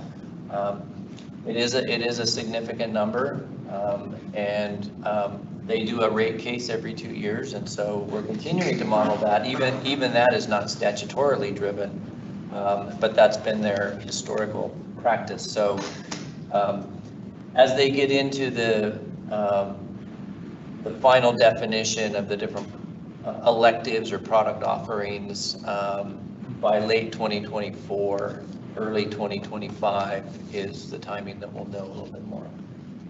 And then one last really quick comment. I know this has been asked for before, but when we look at what our rate increases, it'd be really great to see like what the average customer pays for electricity, and just look over the years and what that number becomes. Just in our maybe it's in our backgrounder and I didn't see it, but just for our information, it would be good. We do have the average increase. Aaron will, for next year, Aaron will show that impact. I hand him the. Thank you. When you do that, if you do have the historical, I wonder if it can also show in today's dollars so that it's relative to purchasing. Okay, Matt. As always, thank you for the presentations and making something that's very complicated easy enough for me to understand. I just want to recognize that the intent of this board to pay for LEBERG on the front end and not to kick the can down the road, to avoid as much as possible taking out loans to pay for it and then paying extra I just feel like it's a great move. I feel like it's all reflected here, and I really appreciate the effort you all put in to smooth this to the degree possible. I'm thrilled. I can't believe I'm going to say I'm thrilled with a 5.7% increase, but I am compared to where we were. It's great to see that moving down. As you said, I know this is going to be hard to bite off over the next few years, but I think it's a great move, and I appreciate the board's and staff support for going that direction. I do have one question. I know 6% and 5.7% are going to be hard for lower income households. We had a presentation a few months ago about another community's programs for low income households. I'm super interested in how we, not only what we're doing now, kind of a quantification. We talked about the sum, but not all kind of in one setting, but what we're doing now and what potential there is to further buffer lower income households so that they're not getting squeezed by this, and at the risk of locking up our agendas in the future. It's another thing I feel like would be reasonable for us to put on the agenda in the next few months to wrestle with as a board. How can we take aim at these big numbers, especially for low income households? So if there's support from other board members, I would encourage us to put that on the agenda. It is. Is it already there? Okay. I don't know, we have a correspondence about analysis of EWEB's energy efficiency. There's a couple of things, that's some feedback on the SMUD program. That's to take, we did a side-by-side, what do we do, what is, because the commissioners wanted some feedback on that. I think there'll be a couple opportunities to look at these have direct budget impacts. And so I think Deborah maybe can explain sort of the philosophy of where we get that number. It is not a number we just pull out of the air. We actually have a certain number of our population that we're targeting with that. And I don't know, Deborah, if you want to go through that. But I mean, we can talk about this more, either in the context of the budget or in the context of rates, either way. I feel like we do a good job of establishing what that is and what the purpose is. But I think when we look at rates in particular, that's part of the equation. So we have made some changes in the way that we calculate it, if you'd like me to share that now. Aaron said, don't open up my big ugly spreadsheet. So let me. You only have one. let me try this. So we're using census data about the community's poverty levels to help us understand what the utility burden to our ratepayers are. So we look at what the census tells us and we extrapolate that to our own population. We did that by comparing the average EWEB bill to the amount that a limited income household at different levels could afford before they became energy burdened. Our plan is to make that an annual calculation so that as EWEB bills rise, the pool of customer care funds will also increase. So we'll be capturing our increases in cost and adding to the customer care pool. This year, the calculation informed about 100,000 increase in customer care. Overall, we're targeting about 5% of our total customer population, which is fairly consistent with what we see with many of our peer utilities. I haven't had a chance to ask my questions. Do you have something related to this? Yeah, well, just comment, tagging on to what Matt was saying, that when we do talk about affordability and things, 2 of the 4 elements of the EWEB bill aren't ours, and they're scheduled to go up exponentially every year. If you look at their budget increases, and they give 0 financial relief. I don't think Stormwater has a customer care fund, and neither does MWMC. And so when we're having this discussion, I, for one, am going to try and say, well, we're all in this together. So if the city can give up some stormwater relief to some of these customers and some MWMC relief as well, because they have the same thing we have. They have budget challenges. And it's always an EWEB bill that half of it, not half of it, but 2 of the 4 aren't ours and are totally out of our control. So I would hope we could spread some of this to others. I was just going to add, part of the reason, what our objective is that Deborah's describing is to move the percentage of the population that we call energy burdened out of the energy burdened range for the, or I'll say energy, utility burden in our case. We're doing it for water and electricity. That creates two things. One is as our rates change, it becomes part of our calculation on the rate side, but also as poverty levels in the economy shifts, that also has an impact on that. So we're trying to, in essence, move people out of a burdened position into an unburdened position, and that's how we create the level of funding. We also recognize there's LIHEAP, there's a number of other resources, and there's only a certain percentage of our population that actually participates with our programs too. So that we take all that into account when we're coming up with this number. And so maybe the objective is to sort of pull this out from behind the Deborah curtain, and so we can see how this is done. But that's the spreadsheet, I shouldn't say. The spreadsheet. There's no curtain. It's a sheet. I did just want to clarify something. We do get some reimbursement from the city of Eugene for the portion of customer care because it gets applied across all the elements of the bill.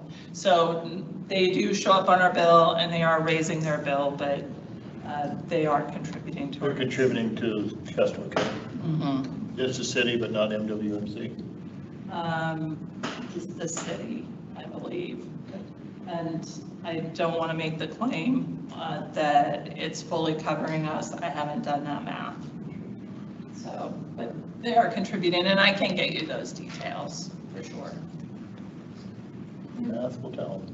LIHEAP, there was a program for LIHEAP that was extended to water as well, and that pilot program ended. I don't know, have you heard anything about whether or not that's coming back? Because that will have an impact on those people as well. About the LIWA. And my understanding that is not coming back. So We looked at this though as a utility burden, not just electric, so customer care covers. We're not looking at the help that they're already receiving and what that piece of it offsets of what our burden is, basically. Is that what you're saying? we're looking at Just utility burden, whatever other help they get. Well, we've looked at a need, and from that need, we do subtract what is coming in from other assistance sources. So you've already taken into account the water assistance help. But we did understand, yes, that would be falling off. Great, thank you. I have a few questions about inflation specifically. Do you have a sense of how much the inflation you said that it's easing, has bumped up these numbers, and it has decreased lately? Does that decrease across the board, or was that just kind of a recent decrease, and then the rest of it we assume is more of a standard? What does that trajectory look like? We're both wondering whose crystal ball we're going to use on this one. Well, I mean, just in your model, this is not a crystal ball. So in your model. In the model, we've looked and said inflation has been easing off, and so for next year, it's at CPI. The most recent CPI was at 3.7. So for next year, we do have forecasts that say it should be lower than 3%, but using a more conservative 3%. The Fed long-term targets 2%. So after next year, we're reverting, after 2024, we're reverting to 2% as it applies to our non-labor O&M. For capital, that's been a little consistent maybe, and we're keeping that at 5% for the next 2 years before going back down to 3%. So that's the way that we forecasted it, is that we have seen some cooling, and we're modeling that it will cool off to 3% next year.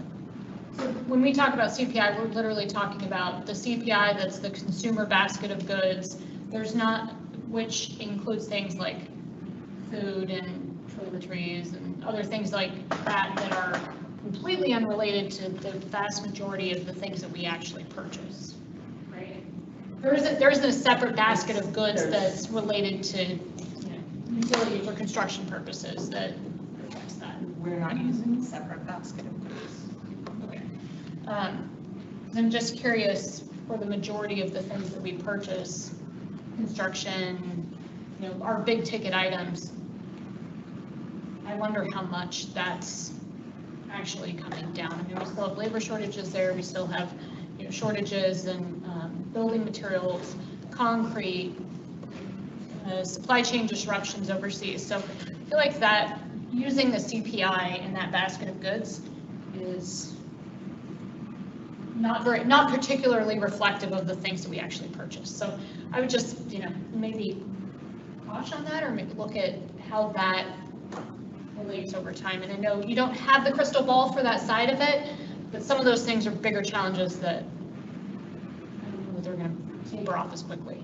For sure, and part of the way that we address that is that we acknowledge that we expect construction materials to stay higher, and that's the 5% for 2 years. And then we did just finish our collective bargaining agreement, and so at least a portion of the labor for the utility we can see in a contract where we'll end up. So there are some places that we have mitigated that risk. Okay. And then how do you pick the 5%? Is that just, okay, well, we think it's going to be higher and that's a number, or are there other underlying factors that kind of come together? There's research that goes into it. So there's, a lot of assessment of different economic drivers, and so there's a degree of research that goes into it, but kind of at the end of the day, you see the circle where everybody's kind of going around, and you gotta come in on a number. It's a shame there's not a basket of goods for construction inflation that is generally accepted. But anyway, the last thing that I wanted to ask about, has there been any, we've talked before about that there might be grants or opportunities for dam removal. Has there been any more thoughts on that, research done on it, finding that there's anything out there? We're going to pursue all that we can there. We modeled in here that we're paying all of it, but as we get into which process we're going to use, once we get through December, and which process we're going to use, that'll determine potential options to go take a look at, whether that's. We're not in a place to know which things might apply yet. Yeah, we're not at that stage yet. So we modeled this fully burdened. And I think your comment about the inflation numbers are correct. There are, I mean, there's about 100 different CPIs that you can look at for different types of products and services. This seems like a pretty good balance for us. If we over-represent that, then we artificially inflate rates during a period. So the fact that we revisit this on an annual basis, well, more than once a year, with these assumptions, and we can throttle work up and down, I think gives us a little bit of a way to mitigate that. Well, and I mostly asked just to understand. I fully trust that you all are the experts in doing the best that you can to forecast something that is inherently not going to be correct. But you make it more correct than anyone else that I would trust in that position. So thank you for doing that. And when I cited 3.7, it was just to point to something that we have seen in the news recently, but there are a variety of, I'm not even sure there's 100 CPIs, but there are a variety of exaggerated indexes that we use. President Carlson. I'll just add something real quick. So if you look at the way we budget capital projects, the projects that are budgeted out in the out years are 30% estimate, kind of within plus or minus 30%. So the near years, though, we feel pretty good about those numbers. So as it moves through the plan, these construction changes will roll in to those out years. Okay, well, we took a lot of question time. Please continue your presentation. Well, thank you. We've also updated the assumptions to the water utility plan in a similar way that we did the electric. All metrics for the water utility are above target, but when we look at the numbers chart, or if you had a chance to look at that, you'll see that cash is strained early and then debt service becomes strained. And that's really as a result of a large debt issuance in 2026 that is intended to fund a second treatment facility on the Willamette River. Maybe in the vein of an earlier question I heard, I did want to note that the model does not include any advantageous funding from grants or WIFIA loans. As our ability to access those funds comes into focus, though, we will incorporate those. So we've assumed for both the water and electric utility that we're paying for it all, but as we know more about what might be available, or particularly with the second treatment plant, our ability to utilize the WIFIA loan program, we'll incorporate that favorable information into the plan. We are modeling an increase in the revenue requirement for 2024 of 7.8. The 10-year compounded rate trajectory of 75% is to fund those significant investments that are going to replace the aging infrastructure and improve the water utilities resilience. Market comparator analysis does continue to indicate that we have a large degree of headroom amongst our comparators. And Aaron will show you a little bit more about that in a minute here.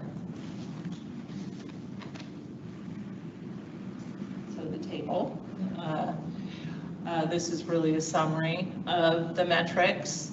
This is also a stress model with a contribution margin risk tolerance of about 1.2 million annually. So for the first 5 years it's stressed, and then in the back half of the plan, we reverted back to expected conditions. The yellow area are as our metrics begin to approach target. Stresses in the plan are due to large investments in our infrastructure. We're modeling a drawdown of the rate stabilization throughout the plan for the water utility. That's helping us to reduce borrowing and manage our debt service coverage. Debt service coverage really does become the driver, the rate driver for the water utility in the latter portion of the plan. We have the 10-year trajectory at the bottom of the table, and you've probably already noted that the initial 6 years increases are steeper than the latter 4 years, and that's due to the timing of those investments in our system. The early rate increases are necessary for the large planned issuances that are beginning in 2026. And again, wherever it's been possible for us, we have smoothed those rate impacts.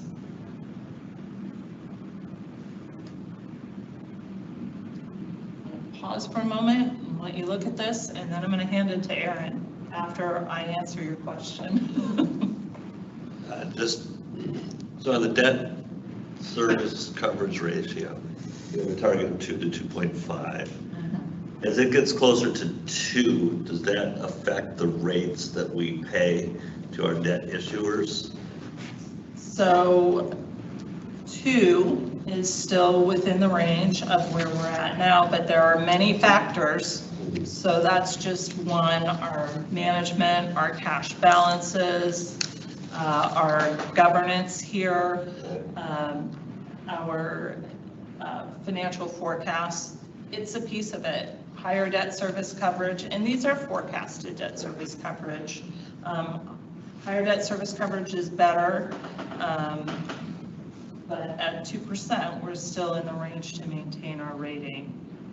And I guess the other question I would have is, if water puts stress on our rating, does that correspond to the electric if we have to bond for electric? I was just going to add, it's not a linear scale, Commissioner. There's the fact that it's around 2 is a nice benchmark, but as our CFO mentioned, there's a lot of other factors that go into this. If you see 2.12 versus 2.03, you're not going to get a difference based on that. Brown? More for Frank. This is the second time we've done this, raised rates to put money away for AWS. The first time, it was kind of a false start. We had to give the money back.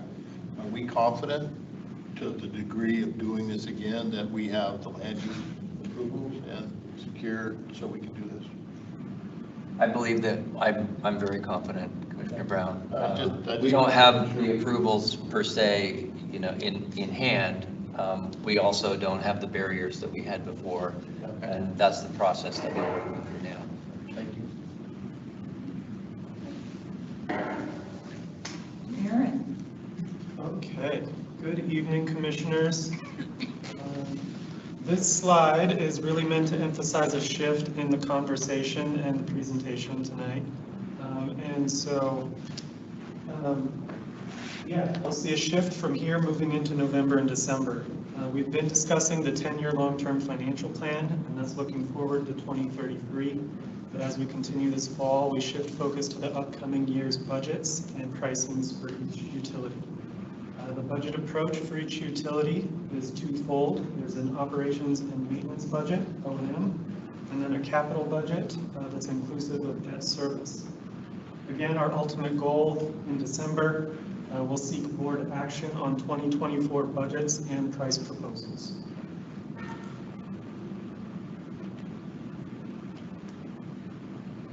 So, diving into the electric utility, the draft budget here for 2024 is $1 million more than 2023.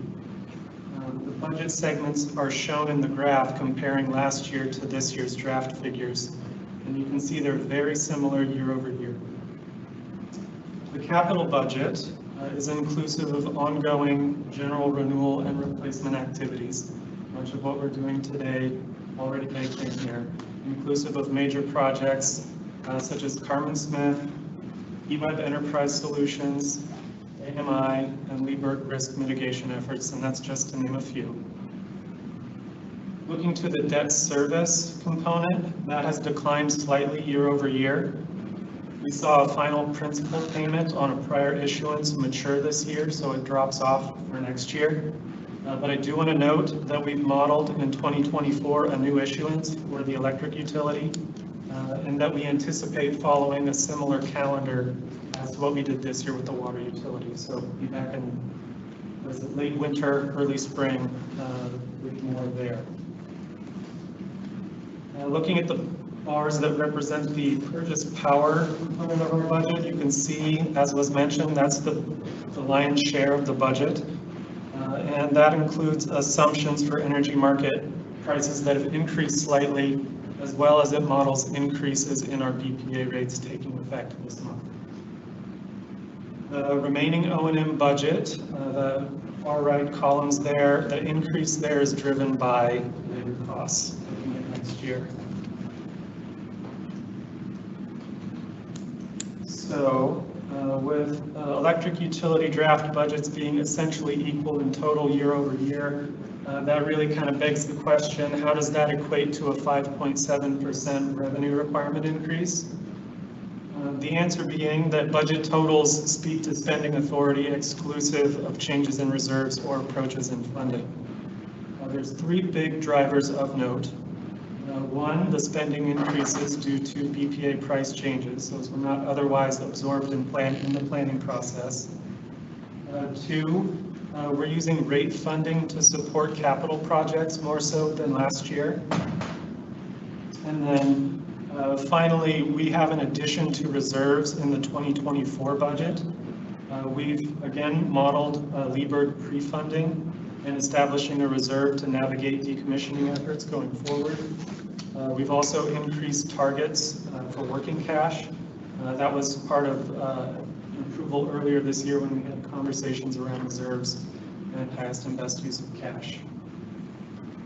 Looking to our comparative affordability, we can see that we are evaluating about $11 a month as the average residential customer bill increase. This doesn't change our position among comparator utilities. I want to point out that we don't know what the changes are going to be among those blue bars there, and that we do see a lot of, we're experiencing a lot of similar pressure that we're seeing across the Northwest.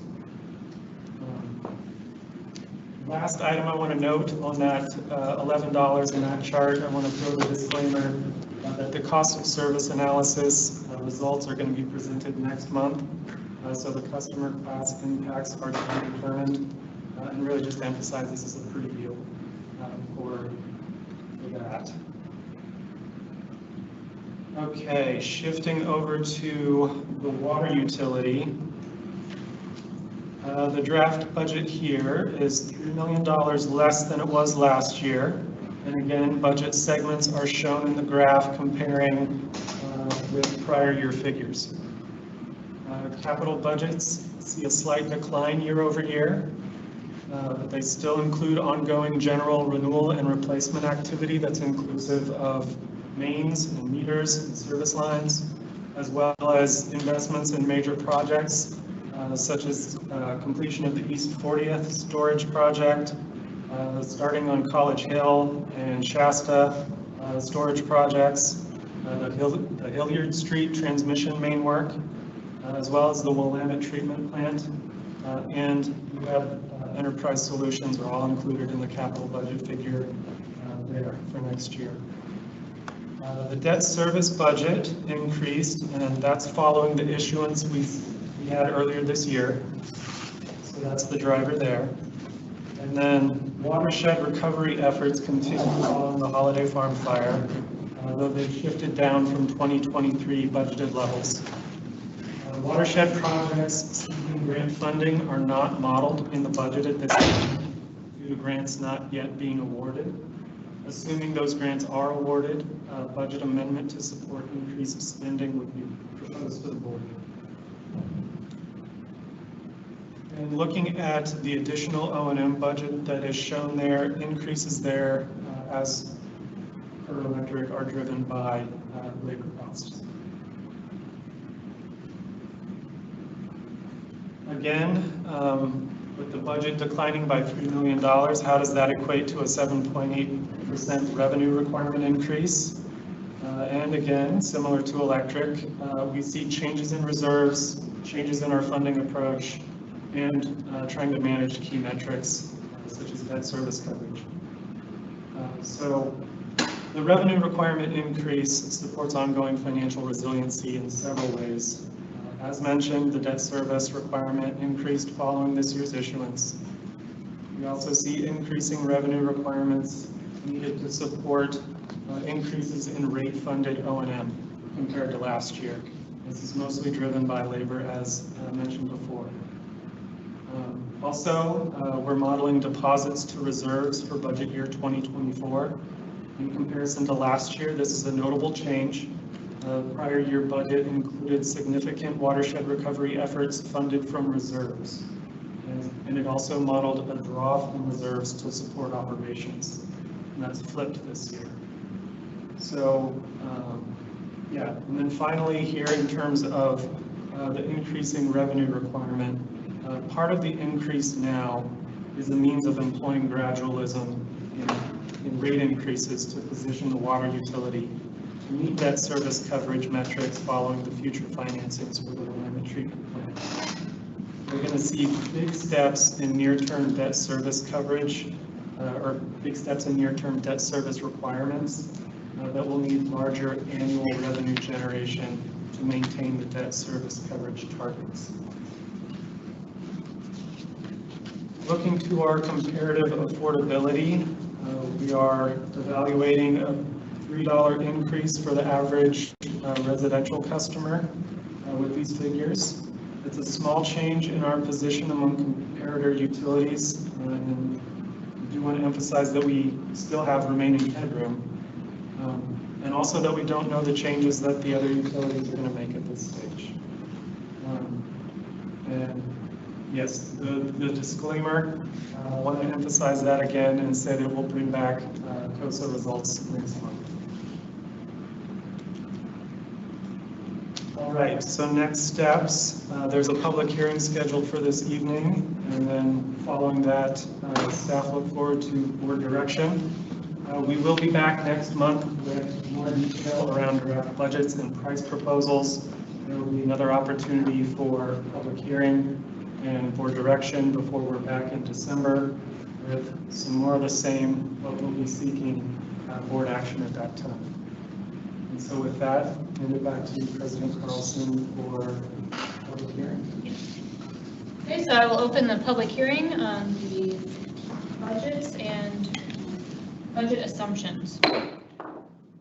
Anybody signed up? I will say though that during the last public hearing for PURPA, there was one caller who did not get her email to testify live. So I will be forwarding that to the board. That was Sabrina Segal. So the board will get that tomorrow for sure. I'll ask her for comments in writing on the other topic. Got it. Okay, thank you. Did I miss her? No, she didn't get her instructions via email. So I missed that opportunity for her to speak. All right, well, I will close the public session since no one's here, and I will open it up to any further conversation, comments from commissioners. And then Rob. So just clarification on the future monies we're putting away in water and electric, is that a sinking fund future number, or what if not, and what rate of growth are you assuming you're putting this money investing in? For Weber, let's see if I can go back here. Weber on this slide, I know it's an eye chart, but I'd highlight the second row there that shows the Weber reserve balance. So that shows what the balance would be at the end of each year there. So in terms of it being a sinking fund, it's getting used as we're putting it in. So you're using the money as you're going in, you're not sitting on it and investing it? And I was just wondering what growth rate compounded we were using to by you're building that reserve up. Right. And how much are we gaining through interest by putting that money out at 5% or whatever it is? Yeah. Well, part of the investment policy that we approved earlier this evening, we're limited. Well, I'm saying that to say that we're limited by what we can invest in. A lot of fixed income securities, low risk, and trying to click the screen that I've got here shows me what our investment assumption is. It is feeding into where we see interest rates going there. For 2024, we're modeling 4.5%, and we're declining a little bit. That's what we're seeing as well in Treasury yield curves when we look at it. At least we're getting a good return. Thank you. Okay, well, is it on the same topic?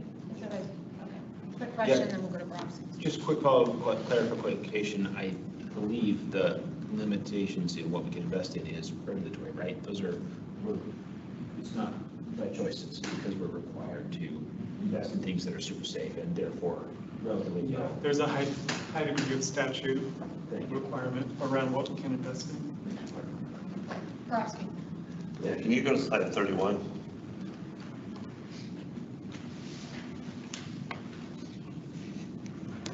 Thanks. On watershed recovery, you mentioned that we used reserves to get in 2023. Is that why that number is so high as 10 million? And the reserves that we pulled from, is that being you said we were going to be putting money back into reserves because we pulled it out. The direction is to put it back in.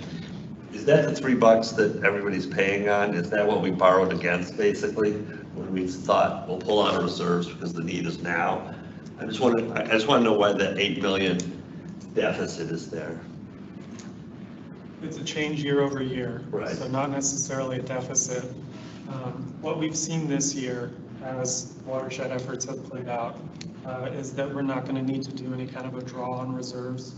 So that's part of the improvement that we see in the water utility going from July to now, is we're modeling that we'll have those reserves for next year to put towards capital efforts. The $3 watershed recovery fee something that is, How much of the 2.4 is to the $3? That would be one of my questions. In 2024. the 2.4 is a little bit more than what is received from the $3 over the course of the year. And then you mentioned in watershed recovery, the grants can play a big part. That's pretty much passed through. We're just the administrators of that. The money comes into us and then we pass it through to Mackenzie Watershed Council or those types of things. Correct? I mean, I know there are grants that are like that we administer, right? We are also the recipients of grants ourselves as opposed to just pass through. I think on the watershed, maybe just to make sure that we clarify, is that we've got expenses that are matched with the watershed recovery fee. And then there's also potential expenses that we haven't secured grants from. And so those are actually missing from here because we did not want to model expenses that were not yet funded. The board would have a choice then at that juncture. Because I mean, I know that there's projects that are in the works up there that, again, it's a double-edged sword. You know, last time we had when we had Holiday Farm Fire, we had a bunch of burned wood that was available to us to help with some of our recovery projects. I'm afraid that that's going to also be the same case with what we just had with Lookout there. You know, there's going to be a lot of burnt wood that's coming out of there. We may have an opportunity to leverage that, and I just don't want to miss those opportunities if that's available, because there are, you know, they are talking about doing Quartz Creek, and that's going to be a lot of wood, those types of things. So a couple of ways in which we continue to look for those opportunities. We do have a dedicated staff person for grants. We have other staff people that participate in a cross-functional group to identify what opportunities are available and what would be appropriate for EWEB to pursue. And then we even have engaged some consulting services from a national firm that is very familiar with the federal money coming out, helping to point us in directions. Great, thank you. I did have a quick question on the watershed recovery. When we voted to support the fund for that, wasn't that a time? Yeah, okay, so that falls off then 2 more years. And it's modeled coming out of the plan. Okay, got it. It's like we drop it off, but then we're still increasing, right? So we're decreasing $3, but increasing 5% off of the decrease in $3. Okay. Any others? No, okay. Have you gotten what you need from us this evening? I have. I think so, yeah. Great, well, thank you. Then we will close this topic and move on to future board agendas. Thank you, President Carlson. Just two things of note relative to upcoming agendas. One, we do have an executive session scheduled for November, with the exception of you, related to some pending legal action. And then the other one, I just wanted to, we did have a work session scheduled in October that was dedicated to the DEI development work. It doesn't look like we're going to need that, so if the board is okay with canceling that work session, that would be... No, not at all. You need to have a meeting. Show up and do it alternatively, but that would be our recommendation, would be to cancel that. Okay. All right, then we are on to board wrap-up. Start this way. The one thing that I wanted to bring up is that President Carlson and I and Frank and I think Rod, I don't know who the other person was, are going to be liaisoning with the city of Eugene this week or next week. So if there's topics that you feel you want us to bring up, in the past, we've kind of had a bucket list and we really haven't gone through that yet as to what our agenda going forward is. I hate going into a meeting and just saying, hi, it's good to see you again. What's going on? How can we help you? I mean, if we have specific things that we want addressed with our city leaders, this would be a good opportunity. And we can just spitball around here if you want, or we can, I don't know what the best way to move forward with that, but like I said, I hate going into a meeting that we have so infrequently and not being prepared. So if there's some way to do that, that would be helpful for people. Can we discuss like priorities? Yeah, that's like 9 months ago. We still have, Yeah. we haven't like changed any of the Right. parameters on it. So we can give updates on those. My only concern is that I know that the city still has a huge budget gap. And I know they're always looking for other sources of income. And I personally think that we need to stay in our own respective departments. That if there's some effort to try and say, how can we make EWEB, help us? I think that's does nothing but put pressure on rates. And we're already dumping rates a lot more than I feel comfortable with, but we have to do it. And so if that topic comes up, I personally would like to make sure that you consider the entire spectrum of what they're talking about. I don't know if it is going to come up, but you can't get what you don't ask for. I personally would be very curious to know what other drivers they have that are increasing the sewer rates and water rates. Like, I mean, is it just construction? Are there other drivers? I don't know what those are, so that might be, I don't know if they know either. Maybe they will. I liked your idea of asking them to help kick into the fund a little. Maybe we'll get a little bit more from them to help offset rates. Because if their rates are going up, say, we've got a mechanism to help alleviate that on our bills. You can kick in a little bit more. I know that the stormwater funds and wastewater funds are a little bit less challenged than the general fund is. If you look at their budgets, they're compounding 5 to 7% every year for the next period of time. We can't dictate their budgets, but I just want to make sure that we personally stay. I will stay in our own lane, so to speak, because I think they still have a pretty big budget.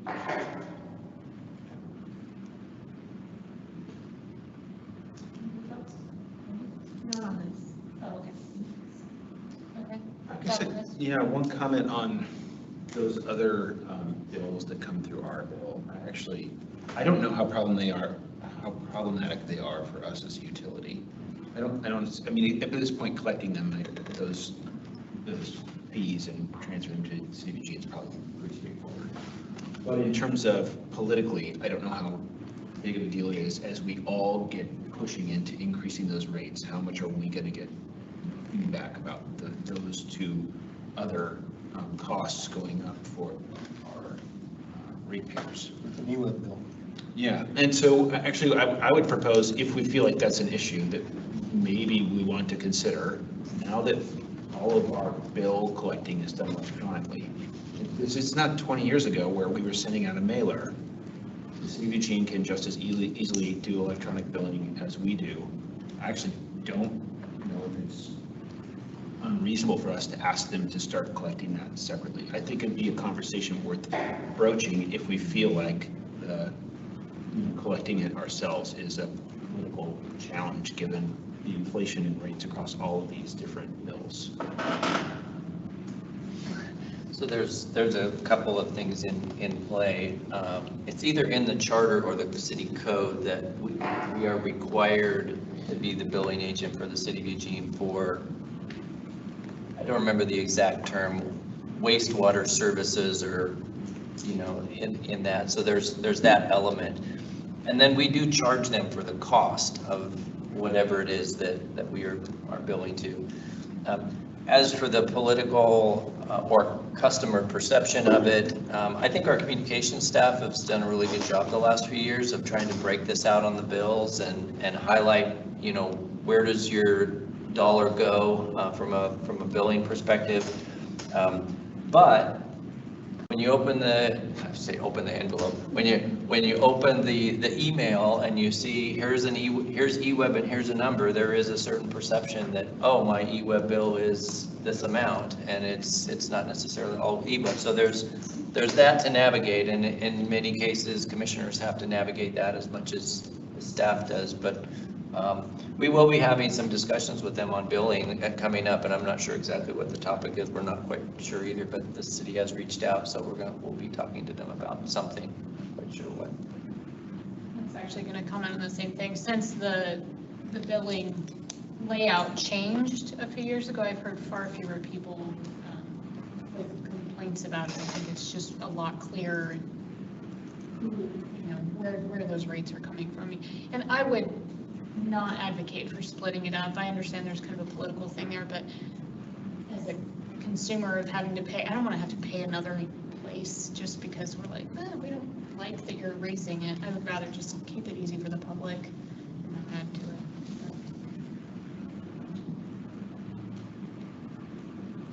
Okay, and then I guess we're off that topic now. So this weekend, we all got an email from a customer who was kind of in a dire situation about having their power shut off, and it was resolved. But my question is, when there's emergencies like that for customers over the weekend, do we have customer service open, or what happens? There is the ability to call EWEB on the weekend. Now, there's also policy in play that we don't do shut-offs on certain holiday weekends. If there's certain cold temperatures, if there's certain high temperatures at holiday weekends, that we will not do shut-offs on Fridays for that particular reason. They don't call the normal number, they call the dispatch number, and then there's the option to essentially restore them. So there is a mechanism to do that. I missed this on future agendas and stuff. I don't know if everybody knows this, but I kind of have a passion for water. And I look at this agenda, and there's not a whole lot there on the watershed in the next 6 months. And there's things that are important to me, the 52nd Street berm and the potential of that breaching, the movement of the lower Mackenzie when the mayor came to us like 6 to 9 months ago and asked us for help because it's eroding that, and all those types of things. That I'm not saying I want something on the agenda, I just don't want you to forget that, because I can do without electricity, I can't do without water. And that's really complex, and water's pretty simple, but I still want to make sure that we don't forget water. Yeah, absolutely agree. I think you got an update in the general manager's report on some of the emergency work going on out at East 42nd, some of the programs and simulations. I also expect that when we do our quarterly reporting, there's going to be a significant amount of water updates as part of that on a regular basis. So even though there aren't quite as many complexities, the water side has its own complexities, and we need to make sure we're staying on top of those. And so at least quarterly, there's an opportunity to dive into these issues that we know you love. To me, complexity is one thing, importance is another. And to me, it's more important than electricity is the preservation of that. And I'm going to continue. That will be an ongoing debate, how are you going to get your water without electricity? How are you going to treat it? There's all kinds of. Don't worry about it. Yeah, I think I have a good feel for what your position is on that. Thank you. Thanks for talking. I think we all do. No. Okay, so I guess that's future agenda, and now we have board wrap-up. That's where we were. Oh, we are on board wrap-up, sorry.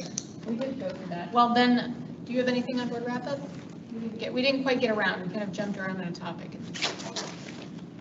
Okay, well, I have a few things. I will make it quick because I don't know who wants to leave. Somebody took a picture of us for the dam tour. I was just hoping they could actually share that with us. That, I don't know whose camera that ended up being on. Megan's. Okay, thank you. Okay. I was curious, the municipal waste does tours somewhat regular, and I was curious if anybody would be interested as an EWEB to go and do that tour. Yes? Which tour? The municipal waste, the facility, yeah. If there's an interest in making an EWEB group go, I would love to be a part of that, so. If not, then I'll reach out on my own. I'd be interested. Okay, so we got 3, okay, all right. Yes. And then I failed to mention that I attended the United Way breakfast on behalf of EWEB. It was a great breakfast. Thank you for opening that up to us to participate in. They do wonderful work in the community. And then last 2 things. Before COVID hit and we moved over here, we used to have our meal situation was a bit different, and we like, I don't think that we used plastic forks as much. I don't know if it's possible, but I was just curious if there was a way. We used to have the like love food, not waste. Tana brought that up, and it kind of reminded me that we used to compost and stuff. Do we compost here? One of those kinds of things, or not at all? Well, we have recycling containers at this point. This stuff's probably not being sorted or anything. Okay, just curious. And then finally, we have a staff person for grants. That was kind of a new addition that we were excited about, and I was just curious if at some point we could find out what grants had been identified that we're going after. So we're getting a lot of like push and questions from the public too about like, EWEB, are you doing anything around grants? President Carlson, you should expect some kind of more formality to our, I'll call it a grant clearinghouse process. It's something I've spoken with Rod Price and Deborah about formalizing a little bit. We do have a queue. We have recipients. There's all of that's being tracked. But we haven't really made it formal as far as communicating all the details of that with the board. So expect more on the horizon coming in that. We also know that we're getting pressure from the public to do more with grants. We want to make sure that whenever we pursue grants, that there's strategic alignment with what we're doing, that we're not just chasing money and adding overhead. So all that'll be part of the process. Perfect. Okay. All right. Being adjourned.